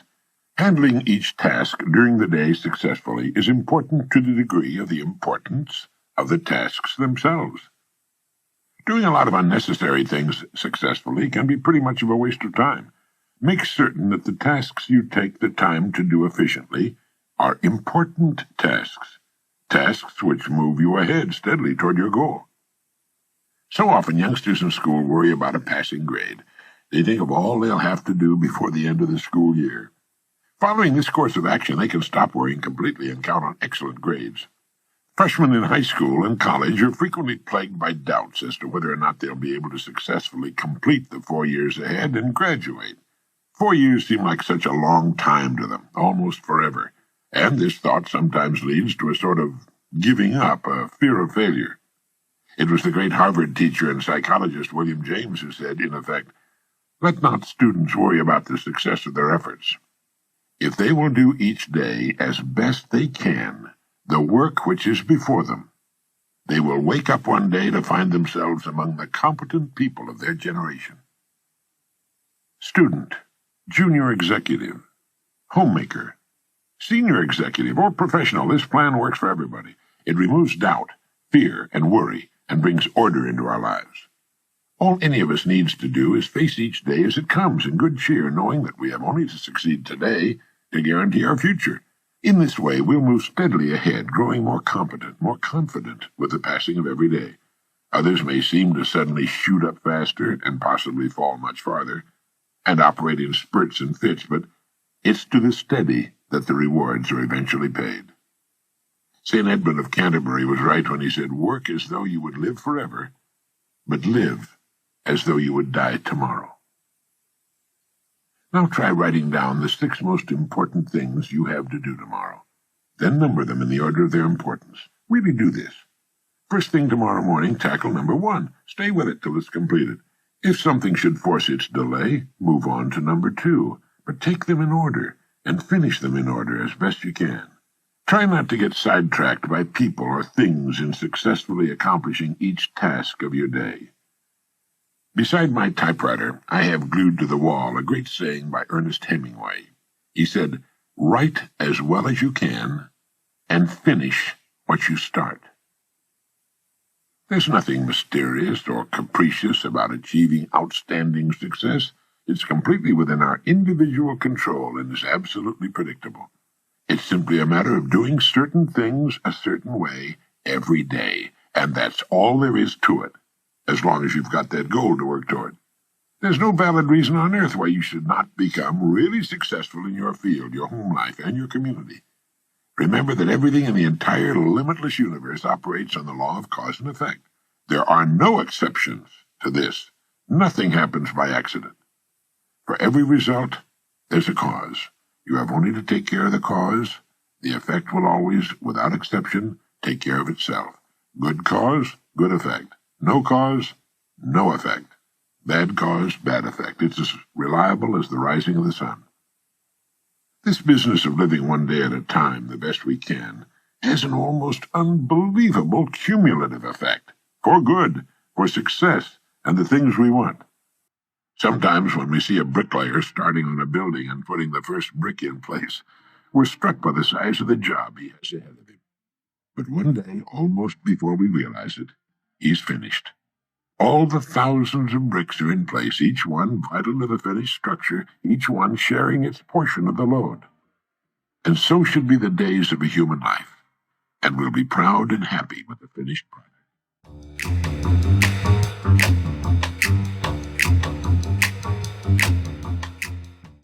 All businesses, all organizations, from the smallest to the very largest, need a leader. They have their committees, their echelons of command, and perhaps a widely dispersed group of semi-autonomous divisions. But the overall company and each of its divisions must have strong and able leadership. Contrary to popular belief, you do not raise morale in an organization. It filters down from the top. The attitudes of the people working in any organization will always reflect the attitude of the leader, and finally, this leader will always be found to be just one person, the man or woman on the white horse. I'm sure you're aware that even the largest and oldest companies with many thousands of employees and hundreds of management people will, when they find themselves in trouble or not doing as well as they should, seek out one person and place him or her in the position of final authority. The whole company, the board of directors, and perhaps thousands of stockholders all look to this one person for leadership and success. The case of Chrysler and Lee Iacocca is an excellent example. Incidentally, we have Mr. Iacocca on a tape cassette program, and it's excellent. Wherever you find a successful, going concern, whether it's a gas station, a supermarket, a school club, PTA, or a well-organized home, you'll find behind its success an outstanding leader. This is the most valuable person in society. In industry, he or she makes the wheels turn, the entire economy work. This is the person who's been responsible for the growth of nations and their position in the world. The employer of millions, the dreamer, the planner, and a clock to him or her is something that other people watch. You'll find this person working early and late, and when not working, he or she is usually thinking and planning. Way back during the Depression of the 1930s, the phrase most often heard by employers was, "I'll do anything, just give me a job." Millions were unemployed. Thousands of business firms had closed their doors, and outside employment offices long lines of people stood waiting for any kind of work. It was during this time in Long Beach, California, crowded to overflowing with thousands who had migrated there looking for work, when there wasn't enough work to go around for the permanent residents, it seemed, that a friend of mine made an interesting discovery. He found that he could go to work almost anywhere he chose. Now, amazing as this may sound, it was absolutely true. It dawned upon him one day that the business establishments of various kinds were just as anxious to succeed as were the people looking for work.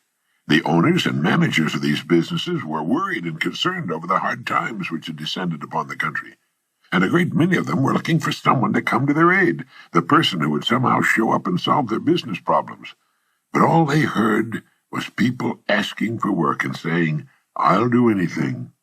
These people were asking for a paycheck from a company which was very likely teetering on the brink of financial ruin itself. And so signs appeared in windows all over the land reading, "No help wanted." This was a negative form of advertising, and while it kept the plaintive hordes away from the door, it also hurt business. Well, this friend of mine decided to become a part of the solution instead of a part of the problem. And his method was simple, and it worked like a charm. He selected the kind of business he felt he would like to work in, and in which he could build a career. He then devoted a month to finding out all he could about that particular business. He talked to other people in the same line. He heard their problems and what they felt was wrong. He talked for hours, asking questions, probing about what they felt was needed, and so on. He went to the public library and read everything he could find on that industry. And then he began to think of ways and means by which this business might be improved. When he was ready and finally made his call on the company for which he had decided to work, instead of asking for a job, he said to the boss something like this: "I believe I know of several ways in which your business can be greatly increased, and I'd like to talk to you about them." Well, here he was, selling the one thing on earth in which his prospect was most interested. The fact that he knew a good deal about the business now permitted him to talk intelligently. He took a positive attitude, expressed a willingness to pitch in and help put the business on a sound and profitable footing. And, of course, that's right, he got the job. Millions out of work and asking for jobs. But one man who found a way to be of help.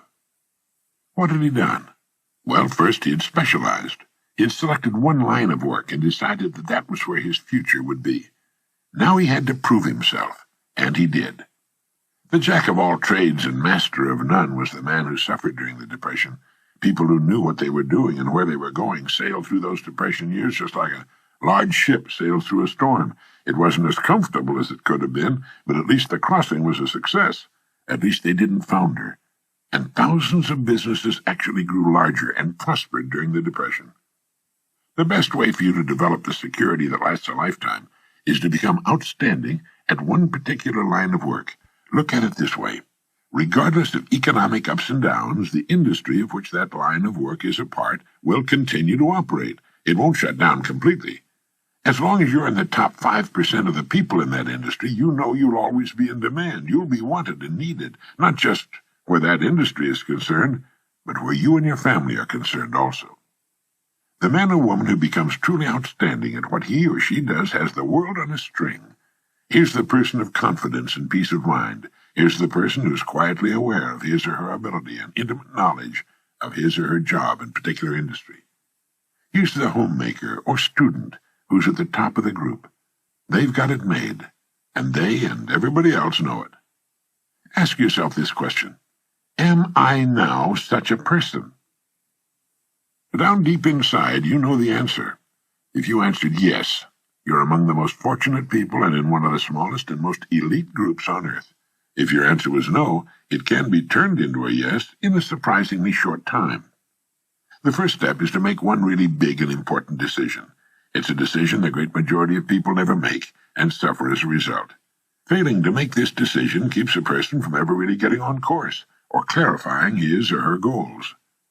If you make the decision I'm now going to recommend, you can take a deep breath, give a comfortable sigh of relief, fix your eyes firmly upon your target, and go to work relaxed, comfortable, and sure in the knowledge that the success you seek will be yours. The great steel magnate Andrew Carnegie, when asked the formula for success, answered, "Put all your eggs in one basket, and then watch that basket." Let's be frankly realistic. Who gets laid off work during an economic slump? Well, what gets thrown over the side when a ship is in danger of going down? Everything not absolutely essential to the operation of the vessel and the safety of its passengers. And it's the same with a business or any other organization. It has to be that way. With a corporation, its main purpose is to remain in business forever. As long as it remains in business, it can provide a needed product or service, protect the investment of those who have faith in it, and provide jobs for those who are essential to its continuity of operation. It's the duty of management to protect the firm and the people who depend upon it, just as it's the captain's duty to do everything in his power to keep his ship sailing. All a person needs to do is make certain that he or she is a vital part of the business or organization. Those who insist on remaining spare gear, those who do no more than they must in order to squeak by, those who say, "I'm not going to do any more than I'm paid to do," must expect to be jettisoned when things get too rough for safety. Nobody, particularly the captain, likes to see cargo thrown over the side, but if it'll help save the ship, there's nothing else to do. That's why people are laid off. It has nothing to do with management and labor relations or personalities, and in the long run it's best for everyone, since once smooth sailing has again been reached, additional employment can again be made available.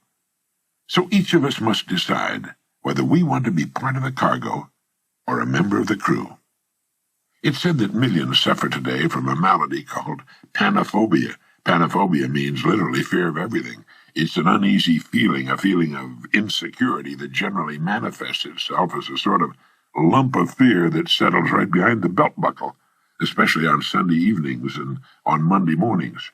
There's nothing you can put your finger on. It's just an apprehension, a feeling of foreboding. And this extremely unpleasant condition is said to result from the unspoken but realized fact that we're getting credit for more than we're actually doing, or that we're doing less than we could be doing. It's the perfectly natural and normal understanding deep within each of us that there's something basically wrong about getting praise that's not earned, or if you're an employee, being paid for something you're not doing as well as you possibly can.